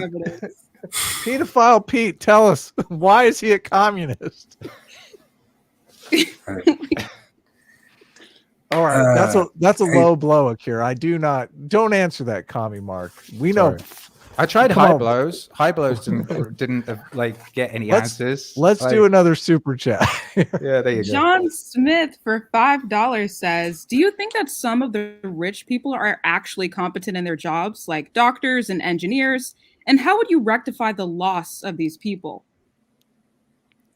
I think we answered this one earlier in the show, didn't we? Yeah, we did. Yeah, I remember that one. It was a good one. We didn't answer it though. No, I haven't had a single answer in the show. Yeah, I just think that more doctors and engineers would appear out of magic. Okay, well, we agree. We agree there. That's what you think. Derek sorry. It's okay. Okay. Derek _Drum for $5 says, if by dispose of rich people, you mean transferring all of their wealth to me, then sign me up. Oh my God. Derek, no. Caffeine Tweaker for $2 Canadian says, hi, Mark. Also, hi, Adam. LOL. Hey, what's up? Hello. Gartham, Gartham for for $5. Caffeine, sorry Oh, if I may interject for a moment. Caffeine to is the artist on Super Villains Anonymous. Is that right? Or, She's doing some stuff for us, but I'm pretty much doing like everything basically. So yeah. cool. It looks good. Good work. Gartham for $5. Mark, are you familiar with Marx's concept of alienation? Not enough to dance around. Do you know? I asked you to dance around. Just like, Do you know the concept of alienation? I think I know it. Like basically, it's that workers are alienated from the fruits of their labor. I think is where it goes. Right? Am I close? Sounds good to me. Like that people don't feel the material benefits of their work, like that they're further and further divorced from it with the more layers put between them and the actual product. What if they do successful crowdfunding campaigns on Indiegogo? It's what I'm doing as well. So. This guy's brilliant. This is a very brilliant bit. We already read Danimals. Okay. You want to say something, Akira? What's that? You want to say something? Did I cut you off? No. Cullivar for $5. Our communist is 1,000 times greater than Hassan. True. Yes. That's facts. Yeah, I think he's great. For $5 says children dream of jobs until they learn how hard they need to work. And how would equal compensation convince doctors to work 50 times harder than most? That's true. Yeah, that's a great point. So kids are like, I want to be a astronaut. And then their parents tell them, okay, well, here's what you have to do to be an astronaut. And they're like, I want to be a janitor. So how do we solve that problem, Mark? First of all, there'll be plenty of janitor jobs to go around for people who want those. Obviously, that's all there is to do in communist countries. Clean up after the rich, right? What was the rest of the question? Oh, to convince doctors and stuff to work. Like, I've never met a doctor who said, I do it for the money. Never, not one. Really? You need to meet more doctors. Yeah, you need to meet more doctors. Yeah, that's like 99% of them. Yeah. I have a question. I keep asking questions that never get answered, but it's good to ask questions sometimes, isn't it? It's good to be inquisitive. In a system where you get rid of financial incentive, what tends to happen is people, the incentive becomes sort of social, it becomes clout, right? As we see, so then you have situations where the credit system is that of clout. And so people sort of lie around getting their $1,000 a month or whatever it is, and just lie around on Twitter, kind of destroying people's lives for clout, or climbing giant piles of milk cartons for clout, or whatever weird shit people do for clout, right? But the thing is with clout, like it's a game where there's always got to be a loser, right? Someone else is going to be knocked off of the milk crate for you to be on top of the milk crate, right? Zero sum. Yeah, that's what they call it, right? The smart folks, they call it a zero-sum game, right? It sounds like a horrible game. Like, what do you do about that in your brilliant system? What do you do to stop those sorts of things happening? Don't know. I haven't got an answer yet. Like, you got lots of homework to do, my guy. You got lots of thinking to do. I will be taking all of these questions. This is lots of good videos for you. You could do a video on each one of these questions. You could go back and think of an entertaining response, and that would be a good video. This is very good recce for you, isn't it? Yeah. You was watching earlier, wasn't you, when I was basically saying to Adam, I need to understand my own position better, like, and that's what I'm here for. Like, I can take the mockery or whatever, like, to get to the nuggets that I need underneath. Yeah, that's great. All right, well, that's an important one. Yeah, this is a beautiful thing about YouTube, and I mean, you've established. I mean, obviously, you're in a great position. What am I thinking? If it's satirical, then it's pretty easy to say, "Oh no, I was just kidding about all that." Like you're actually in a position where you're probably able to walk back your position easier than someone like Lance of the Surfs or Hassan, for heaven's sakes.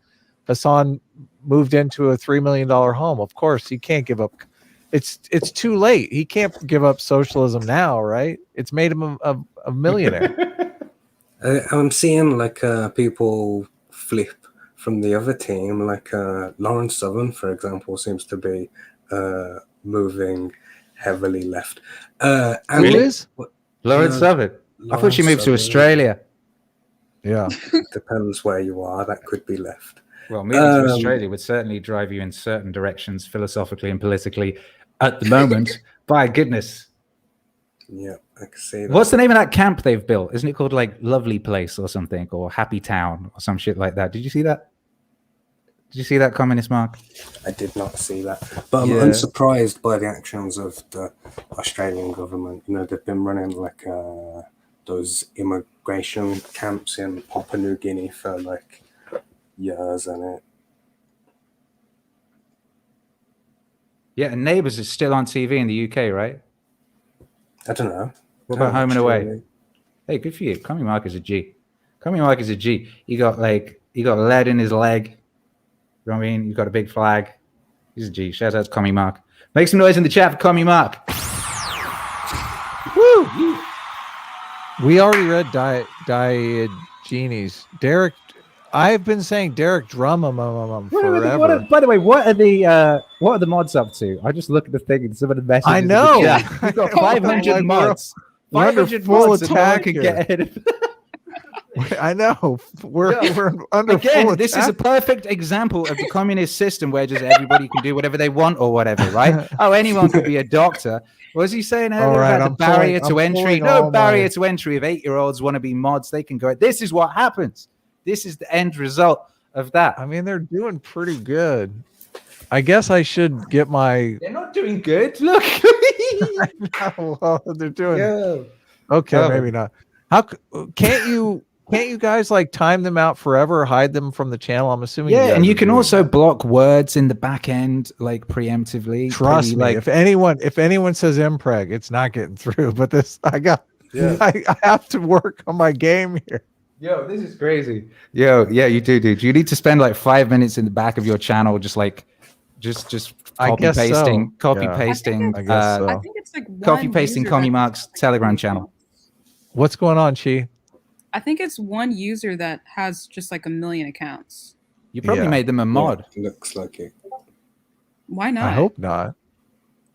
Testicle grabber is kind of a good name for an account. Oh my god. I mean, I'm not gonna lie. Yes.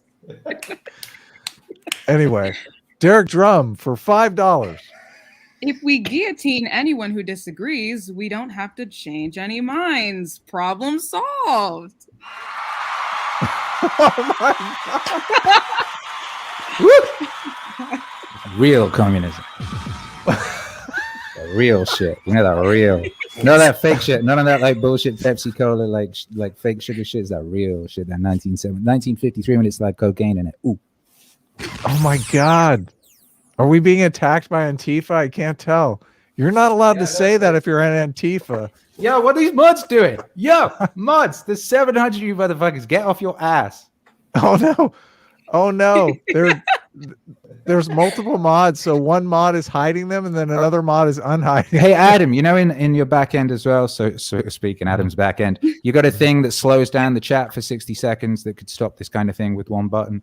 Also, you can set it to follower only mode. So if people are following the channel, they can leave a comment. Otherwise, they can't. That will fix this really easy. God, this is so bad. No, this is wonderful. Diogenes for $5. Since you're here, Commie Mark, your thoughts on chat's collective ownership of wrenches? Hook me up, Adam, and I'll just advocate higher taxes. Oh, okay. Diogenes is getting a wrench right now. Where are you? Yeah, give everybody a wrench. Just be careful who you give the wrenches I to. know. I can't do it right now because the chat's moving so fast. I might actually. Yeah, I need to hook you up. I'll hook you up. I got a great guy who like does this shit. Like Okay. sometimes we come under attack from what's it called? Like Bots. bread face or like Bread too? what is it like? All those That's why we're under the attack. pedophile section of YouTube, but they conglomerate or whatever in Reddit. Bread too. And then they're like, right now let's go raid this strem of this person that's on our naughty list and like write really horrible things. You're on the naughty list because you like Jordan Peterson, right? Oh, because I made albums with him. Yeah, exactly. Helped to spread his evil message of discipline and personal self-responsibility. How could you? Room cleaning and respond to that. Anyway, they don't like that. They ain't got no time for none of that personal responsibility bullshit. They look like the American president in that regard. You know, personal responsibility. What's that? No. Let's blame everybody else and make up stories and cry. But anyway, there's lots of things you can do to stop this in advance, Adam. This need never happen to you. It need never happen to you ever again. All right. So I'll hook you up after this with a couple of little tips and things of that nature. Cool. It'll be kosher. You know what I mean? But in the meanwhile, I would say don't let these creepy little so-and-sos, these saucy little so-and-sos get in the way of your excellent show. Hell no. Was going so well. We got about 10 minutes left, guys. Let's land this baby. Yeah. Let's land this baby. Loch Ness Monster for $350. This is the part where I'm going to convince you now. We worked. Right at the end. Yes. This is the bit. See, this he's got good comedy timing. It's a shame that he's a communist. Well, no, that's the best bit of the comedy. I always thought you could only be a communist in 2021 if it was an elaborate bit. Which is what I always assume. And this is a really good bit. This is the best bit I've seen since Ali G back in 2001. Is this a bit? Maybe it is a bit. And maybe I just haven't. Some people are dedicated. Look, Andy Kaufman. Was Andy Kaufman a bit? You know Hell what I mean? yeah. Andy Kaufman. That's a living bit. You know what I mean? That's a guy who's dedicated to the cause. Totally. Yes. He's Andy. He keeps the thing going in the shower. Yeah, exactly. Right. That's real. You got to do that nowadays. It's got because like. If you're making, the way media and everything is nowadays, you got to be that character on your Instagram reels. You got to be that character if someone sees you in the street. You know what I mean? You can't like film a sitcom in 2020 and it come on TV a year later and that's your done. No, you've got to be all about this the whole time. If you can, I'll tell you what, Mark. I will not leave the stream up if you because you've already kind of messed up because you've said like this is satire, but I really am a communist. I guess maybe it's not messed up because I don't think you can be satirical but you're giving this would be like if someone walked up to Andy Kaufman and said, "This is just satire, right?" And he said, "Oh yeah, this is just satire." That's what you do in 2021. That's where we're at. Yeah. That's the stage of the game in the post-irony, post-comedy landscape. You say you admit it, though? But Andy Kaufman would never admit it. I mean, if he admitted it that way, though, you'd be like, I said it a little bit sarcastically, but I feel like Commie Mark is not, I feel like it can't be satire if you're legitimately communist. If he was legitimate communist, he'd have answers to a single question, and he hasn't. No, none of these communists do. What are you talking about? We review these videos like every week. True. None of them have answers. I watched Zizek or whatever have a conversation one time. A lot of sniffling, and in between the sniffling, he did seem to have read his book and thought about it for more than 3 seconds, which is more than I can say for most of these people. Zizek had no answers. Completely disagree. He didn't really have any answers, but he did seem like he'd thought about things for more than 2 seconds, which again is always my issue with this. Is like, it's one of these things that if you think about it for more than 3 seconds, you go, oh yeah, that's stupid. That would never work in real life. Would only lead to murder and horror and really, really evil people, just like suppressing the masses with violence and horror and pain forever. Mm-hmm. So let's go do something else. Let's go, let's go form a funk band. The Loch Ness Monster for $350. Oh, did we read this one already? The Mesozoic? Yeah. I don't know. Me work since the Mesozoic era, not capitalism fault. You read it. You do much better than me. Okay.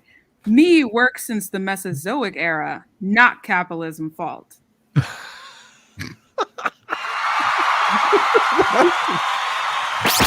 That is hilarious. I've been. Yeah, I think the wrenches won, by the way. Shouts out to the wrenches who won the war. I not only that, the wrenches. Look at this. I have Colbert at. Hey, The wrenches are multiplying. bravo, wrenches. Fuck all you. Oh man, Ah, God. your chat's incredible. My chat is so nice. Everyone in there is just I being love supportive to each America. other. My Oh, chat's all really? just people like helping each other out with problems That and is being your- nice listen, and supportive. But like listen. this is brilliant.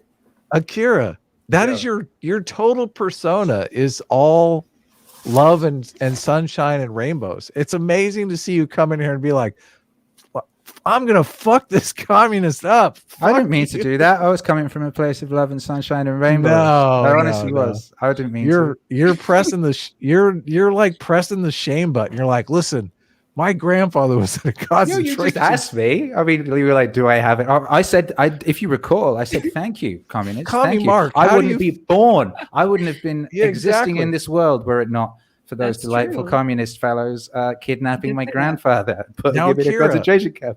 Now, Akira, how is this not very similar to the you're threatening my existence? Like I hear that all the time from SJWs. Who's threatening? Oh yeah. It's true.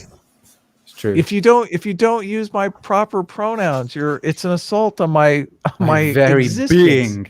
Yeah, Very exactly. being, exactly. If you do not use this stupid made-up word right now, I will cease to exist. All that will be left will be some clown shoes and a choker. The Loch Ness monster for $3.50. I saved Scotland from commies. I need about $3.50.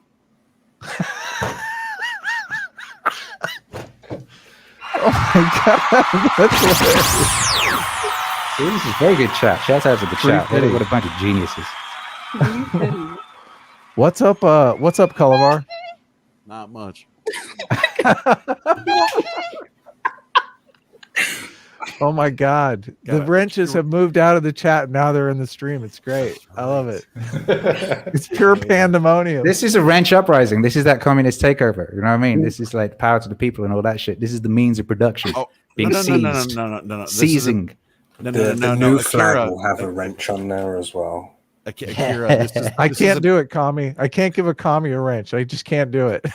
It's like, Akira, this is an Impreg atom Uh-oh. revolt, is what it is by the mods. what? Uh-oh. Oh, God. Hey, thanks, guys. Yeah, I didn't know what an MPreg was until I came on the show. And then my universe was expanded. You don't want to. It's one of them things I said at the time, I don't know what that is, and I refused to look it up. But then I looked it up. Mm-hmm. So you want to stay in beautiful, what do they call it? You don't know what? Yeah, ignorance. Blissful ignorance. Blissful ignorance. Mr. Ubercross for $5. Adam, I'll read your super chats if you need. Holla at your boy. There we go. Look at this. Trying to take your job. I don't know. She's doing an amazing job. That's right. Yeah, I think, can we just like revoke that super chat? How do we do that? What, We just Mr. toss it off Ubercross? to the wayside? Yeah. We'll give him Mr. Ubercross. He can read chat someday. Mm. Jason M. Oh, listen. Listen. Already. Jason M for $5 Canadian. States with utopian ideologies degenerate into totalitarianism. Mark, in a communist utopia, what do you do with people who don't want to be communists? Ooh, that's a good question. That is a hard question, isn't it? But in a worldwide revolution, there's nowhere that we can deport them to, is there? Like apart from maybe Elon Musk's sanctuary on Mars or whatever.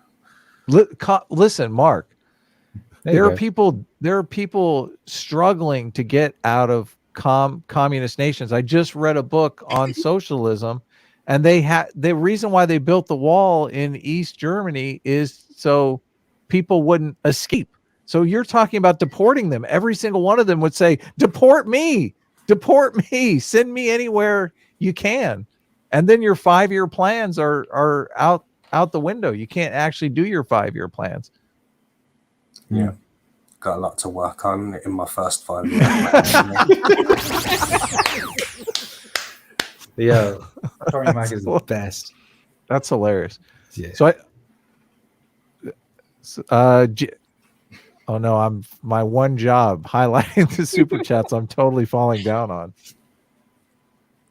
Whale ears for $5. After Bolshevism 2 Electric Boogaloo, Akira will be mandated to do social realist wave. Oh, it's true. Oh yeah, It's I true. was wondering. Yeah. Okay, good. Hurrah! Do you know who Akira the Dawn is? Of course, he's amazing. Yeah, thanks. None of that. There'll be none of that, will there? No. Do you know what Akira the Don is? Yeah, he's the guy over there doing songs about how great the leader is. You'd be doing agitprop for Hassan. You would actually be forced to do agitprop for Hassan. I know. I was thinking this yesterday. I just saw it. Just that you say it. I never knew. It's one of those things I always read. I never heard anyone say out loud. I always thought it was agitprop.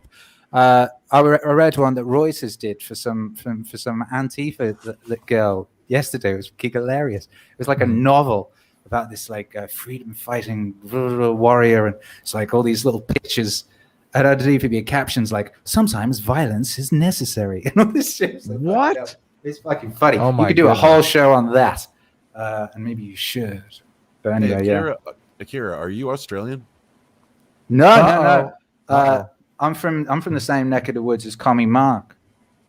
You know, English. Yeah. Well, I was born in the Midlands, right, in Brummieland, in Hales Owen, just outside Birmingham, and slept in a suitcase for a couple of years, and then we moved to Wales.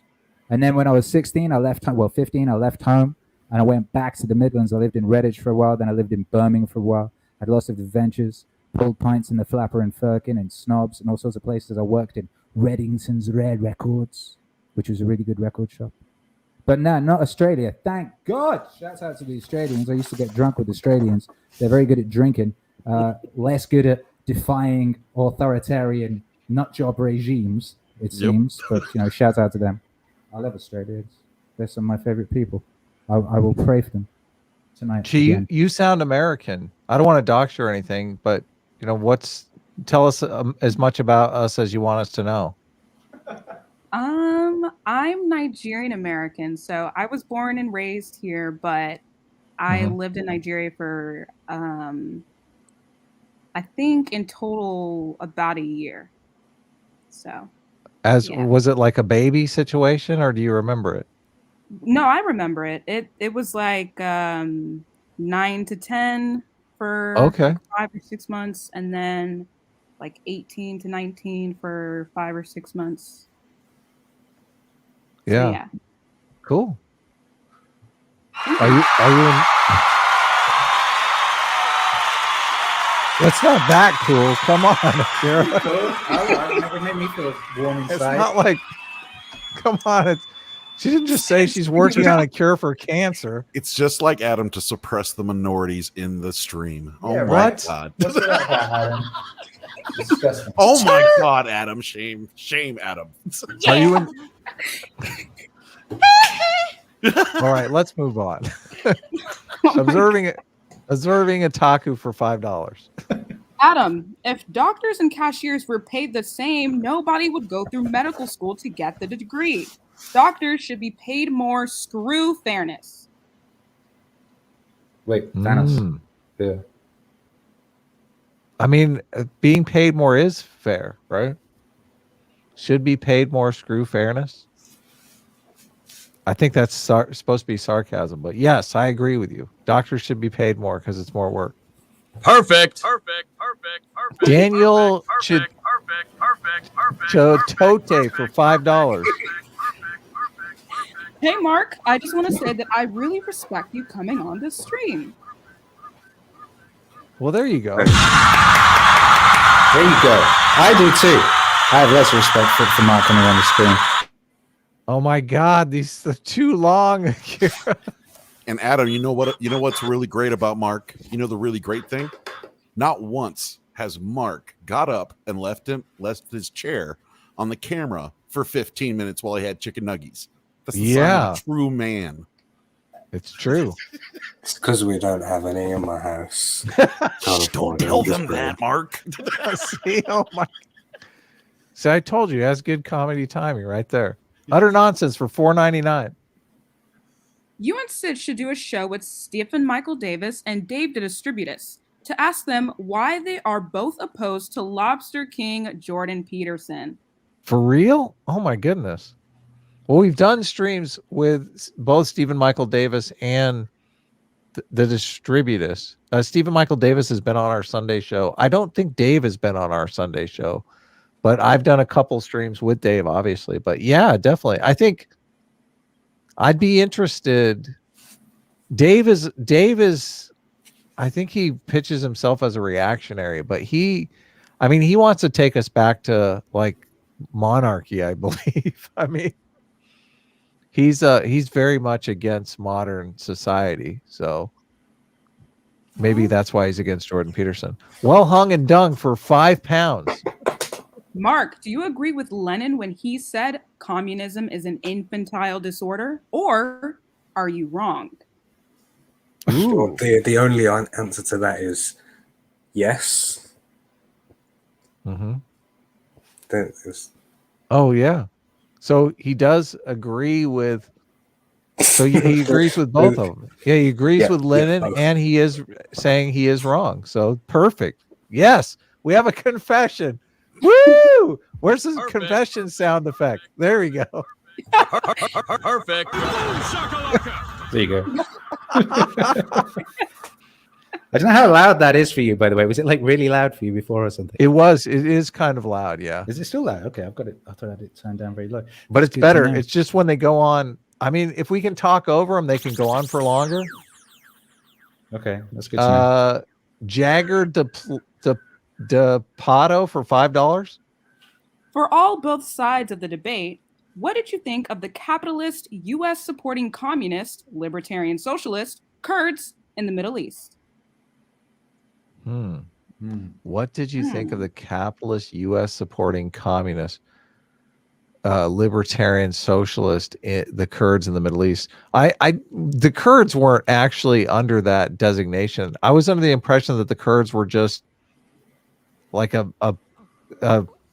group of people that didn't want to be part of Iraq, and they had a bunch of oil reserves on their side, so they felt like they could get a better deal with the U.S. if they weren't part of Iraq. So that my take is, trying to put Iraq together as a country was a huge mess, but I don't know. Do you have a take, anyone? I just thought the question just sounded like a setup for a Monty Python sketch. I got a take for you, Adam. Okay, let's hear Totally off the top of my head, too. The origins of the PKS lie with Abd al-Hamid Darwish, a longtime Kurdish politician and activist, born in a rural village of this. I'm reading from the Wikipedia. Yeah, I figured you were. Great voice. That What was a delightful voice. That was the top of the head joke. Just off the top of my head here, let me read off the Wikipedia. Stug for $2. I want to hear Adam do an audiobook. Lord of the Rings, please. Can you, God, Hell can you yeah. imagine? Can you I would love imagine? that. It's funny. Because I've been obviously researching spoken word to sample in my recordings quite a lot. And I remember this period where I was coming, all the stuff that I was looking for. I was like, I recognize this voice. It's fucking Sargon of Akkad, isn't it? And his whole thing was like he spent years reading all these ancient texts and books before he became popular. He did. Yeah, he has a whole YouTubing channel. person. That was exactly. So if you want to listen to certain books, his readings come up top of the search results, or are the only things you can listen to. He's read like a bunch of ancient military texts and stuff like that. Yeah. Yeah. It's pretty cool. Yeah, he's a And great Stoic reader. texts and so on. He's a very good reader. You do have a delightful voice, though, Adam. I think you could do well in that regard if you had another channel and you just read books on it. And I was actually able to read. I was thinking it would be super funny me reading Lord of the Rings like I read super chats, just totally stumbling all the way through it. Like, here's your audiobook, guys. Me stumbling, trying to read. Oh shit, I got that wrong. Rereading. That's the thing. It's a very 2021 aesthetic. that would Like be. the incompetent audiobook. Hey, I Adam, know most audiobooks are like 5 to 10 hours. This one is 45 hours long. Hey, Adam, real quick. Have you read what is it? Nietzsche and the Nazis? I did, yeah. I saw it's- you shared it on Twitter. I listened to the audiobook on. Yeah, it's amazing. Yeah, it's good. It's real good. It's totally amazing. All of Stephen Hicks' books are great, but don't throw Stephen Hicks in front of the critical race theorists, like communist people. They're like, Stephen Hicks, oh my God. Why don't they like him? He totally destroys their arguments with facts and logic. Of course, No, they're gonna not hate those his things. guts. Yeah. Facts and Logic is so 2017. Not amazing. Well, I mean, he does use a lot of facts and logic. He's a We're I think- above that now. All right, we're beyond all that nonsense here. We got a Here in Cure the the glorious Dawn future. on the show, Adam. We are above everything. Do you not understand the levels the show has moved to now?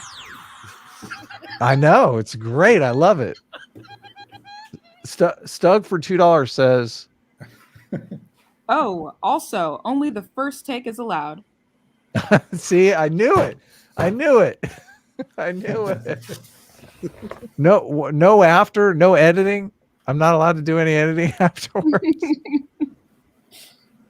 I have a bunch of actor friends here in Los Angeles, and they do audiobooks. A lot of them do audiobooks because, they're basically acting out a book. It's great. It's great fun for them. People who can actually read. I don't like them. I don't like I'm so those ones. jealous. I don't like audiobooks where the person's obviously like competent to an unrealistic degree. You know what I mean? It I don't ruins like the audiobooks experience of where it. the person reads. It depends. There's You ever get one an audiobook of like someone like, and you know what their voice sounds like, and then you hear the audiobook and it's like one of those 3 guys that reads every audiobook. Like I read your favorite guy, Scott. I had your favorite guy, Scott Adams' audiobook for that book of his, How to Fail Everything. And it was the guy who speaks like this during the reading. And it's like, that's not my guy. That's not him. It doesn't make any sense. And when a guy like that reads a book like that, it completely changes the tone of it and it changes the meaning of it in its delivery. You got to really pay attention to that shit. You got to watch out for that shit. Fucking actors. I agree. Like the author reading the book can be great unless the author reading the book sucks. I love Malcolm Gladwell books, but Malcolm Gladwell is the worst narrator of his own books. He has this kind of condescending talking down to you. That's his thing, isn't it? That's the charm. Yeah, but it's Doesn't so make bad. sense. I feel like it might as well be read by Rachel Maddow or something. It's just fucking awful. Did you see the cover of that Women of Marvel book that's coming out? No, And oh it's- my God. It's so brilliant. It's that. So it's like She-Hulk and Captain Marvel and I don't know, some other, and they're all kind of looking down at you, sneering. Like propaganda artwork from 1942 or whatever, just like sneering down their noses at you with complete contempt. Terrible. Yeah, terrible. It's brilliant though, because it perfectly illustrates the whole mindset of that section of humanoids. Like, they're very honest. Yeah. Have you seen James Lindsay's podcast on the overproduction of the elites? That podcast is amazing.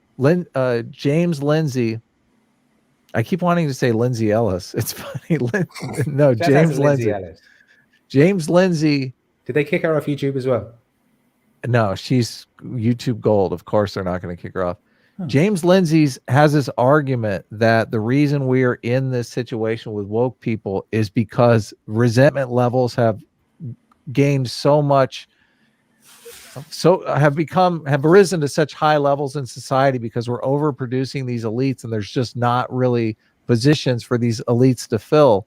So they end up going into the workforce and being completely disgruntled. So they bring their activism into the workplace. Yo, that's such a good theory because, like, yeah, I don't know why that is. But then you like, well, maybe it's more the so-called elites aren't like as wealthy as they used to be or something. Because why are they having to do jobs? He goes why is into Sanya that. Aminad or whatever having to do a job? Like having to go in and destroy Marvel miserably. Yes. And being really Perfect unhappy example. while doing it, right? Perfect example. Like, Yeah, shouldn't exactly. you be on an island somewhere with like the new Jeffrey? Yeah, doing some they new think of Jeffrey themselves. shit. They're supposed to be the thought leaders of today, and they're just slogging away for low wages at DC or Marvel. Of course, they They're not hate as smart their as they lives. used to be either, right? I think about this quite a lot when conspiratorial types talk about world takeovers, but like maybe if people put plans, well, some people did put plans in place and they wrote about them, but then their kids got increasingly dumber and more spoiled and more and just mess things up, right? And aren't as smart or capable as their great grandfather who set up the brilliant plot to install world communism or whatever was. And you've got this moron now who hangs out with me in Blind Dragon in Los Angeles, and can't even roll a blunt for himself. Right. Like, and I that's should the be guy who's president of the running world. your plan. That's the guy who's enacting your genius plan. Like, what do you do about that? What do you do about intergenerational world takeover plans, Commie Mark, to keep them in place? How do you stop your grandkids becoming retards? That's the real question, isn't it? Like,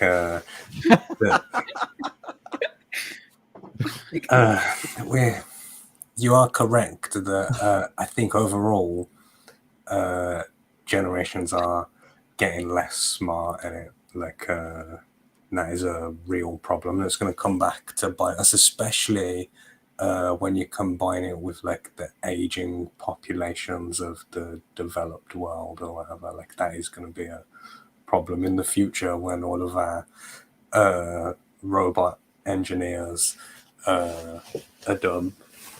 I don't know. Maybe the robots will fix themselves. The robots definitely will fix themselves. RGB fam for $10 says S. Preg sits in a circle on the sideline sipping soup with Mitt Romney and Sam Harris, while A. Preg debunks communism. Oh my god. A Preg Supreme. That's hilarious. That is hilarious. Sipping soup with Mitt Romney and Sam Harris. Oh my god. Oh my god. Talk about thinking that you're cooler than you are. Both of those people. Lucas Henry for $2. KYS communist, I need tree fitty. What's that even mean? This is the joke that keeps on giving. Tree fitty. Tree fitty is pretty funny. I don't know why. I just saw someone in the chat say something about Garfield and the Bill Murray Garfield voice, and that's just a lovely thing. FDDCSJXK for $10 says, Adam, I've sent you Twitter DMs you should read. Finish the comic and let's play Street Fighter. I'm dying to play Street Fighter. I'm working on I'm working my fingers to the bone on the comic. Perfect. Fight. So Fight. look at that. Yeah, how about that? So How about that? Would you get that in a communist regime? Huh? I'm gonna go around from you. I'm gonna go around the circle and let everyone give their closing argument for or against communism. So we'll go ahead and we'll start with Colbert. Colbert. Have you been convinced by Commie Mark? Are you a communist now? No, I've never been convinced by communism. Communist Mark had no chance of convincing me. However, Communist Mark is the highest level communist above Vosh and above Hassan. He is the reigning supreme communist in my mind. Sweet. Sweet. Yes. Chi? I like that guy. I'm going to give him a position in the government. Oh, shit. Loaf of bread for you. Who else wants bread? Go on, who's next? Chitashi? Am I getting closer? Chitashi? You were so close at the beginning, but now you're Chitashi? Yeah. Yes, Chitachi. The name changes over the course of the audiobook. I can't help it. My memory's not great. What have you been convinced? Are you walking away from this live stream? Are you thinking about communism? Are you thinking maybe communism is something I'd like to try? No, not at all. I actually like my life and don't want to live under a communist regime. But Tommy, Mark, you were very entertaining, and you clearly have a higher IQ than Hassan, so that says everything. Wow, nice. I like it. Thank you. I think. Akira, would you like to deliver any shameful insults to Commie Mark before No, we very, quit? very pro. I would not exist were it not for those delightful communist scamps kidnapping my grandfather from his school with all his school pals, loading them onto the back of a truck and taking them off to a concentration camp. I wouldn't exist. So thank you. You guys are so cool. And yeah, you know. Also, shout out to Commie Mark and shout out to Birmingham in general. But definitely shout out to Commie Mark, who's my new favorite thing. Sting, a good word? I can't read. Creation, apparition, enigma wrapped in an enigma, the commie game Andrew WK. Yeah. Before I go to Commie Mark, I just have to ask you, Akira, because you brought it up several times here. Okay. This is a very ironic story you're telling here, because I'm confused. I'm super confused. Right. So the communists rounded up your grandfather and he escaped from the camp. Yeah. And then I don't like. Oh no, he was in Poland, right? Which, well, the bit of Poland that's now Lithuania, because it's confusing being Poland because people keep invading you and moving shit around, fucking with your borders. You know, it's weird being Polish. They're threatening him again at the moment. Anyway, right. Yeah. So then he got out of that situation and then ended up fighting with the Allies and driving a tank. You know, and then once all that business finished and he'd driven the tank about a bunch and, you know, backed over some Nazi scum or whatever he was up to. Him and the homies all went to Birmingham. Like a lot of the Polish homies ended up in Birmingham. Sure, you know? Totally. And so he ended up in Birmingham in the UK and met a nice lady with whom he made the sweet loving, and that resulted in my father. And my father resulted in me. That's how it works. I don't know. Right. Yeah. So he wouldn't have immigrated out of Poland if it wasn't for the commies ruining everything. If it weren't for the commies kidnapping him and putting him in a concentration camp, he never would have ended up in Birmingham and married my grandmother. But the confusing thing about the story is, like, it's good that you're here. Like, exactly, that's what I'm saying. But it's terrible that he was abducted by communists. Well, so you know, if you want to make an omelet, confused. If you want to make an omelet, you got to break some eggs. You know, and that's what the commies say. The commies want to break lots of eggs, but eventually, after you've broken eggs for thousands of years and you've got lots of eggs and everything smells of rotten egg, you have a utopia. I'm so confused by the story. So Commie Mark, I'm going to give you the last word. Well, I'm going to say goodbye to everyone, but other than that, I'm going to give you the last word. I'm just going to resort to capitalist shilling and tell people to go. Oh my God! Yes! My God! Oh my God! Perfect. Like, this worked. Where do I go? What's the Indiegogo? What's the address? Doing it. Just search for Commie Mark and I like how it's spelled where the E is a 3. Like I have some pretty funny anti-breadtube videos that you might enjoy. Like go and check those out. See, go ahead. Sorry. I didn't think I was going to change anyone's minds, but I think I may have won some hearts or whatever. And that's half the battle. You definitely did. You definitely did, Mark. And the campaign's closed. Oh, I meant just go and subscribe to my YouTube channel. And real quick, Commie Mark, your thing, I linked it in chat for everybody. Yeah, cool. Subscribe to Commie Mark. You. The thing, this is so interesting because I'm like just as confused by Commie Mark's story as I am by Akira the Dawn story. So that's like that's fascinating, just in and of itself. But this has been a fun stream. Like I said, Mark, I think you're definitely a smart guy and you're comedy gold. So I'm not afraid to admit when I'm dumb. Like, there's Yeah. loads of stuff I don't know. Oh Like, yeah, I'm not me going to too. pretend that I know. That's basically my entire role on the Sunday show. So I'm with you. Oh, no. But this has been a lot of fun. Thank you guys for joining in. Thanks for coming on and reading Chi. Thanks for jumping in, Colbert too. And thank you, obviously, Akira the Dawn, the great. You should subscribe to as well. He does amazing music that I love listening to. Hey, Chi, do you have anything that you want to recommend? Do you have a YouTube channel or anything? No. Okay. Cool. Colbert has a YouTube channel where he does 40K reviews. You want to tell him your YouTube channel, Colbert? Yeah, you guys can go over and sub to Coulevar. I do 40K lore, and I do horrendous 40K lore. What do they call them? Fan fictions. So, and the stories I write myself. So Cool. Awesome. Awesome. You've been warned. All right. This has been another Thursday Live. Take care, everyone. Have a great day. Bye-bye.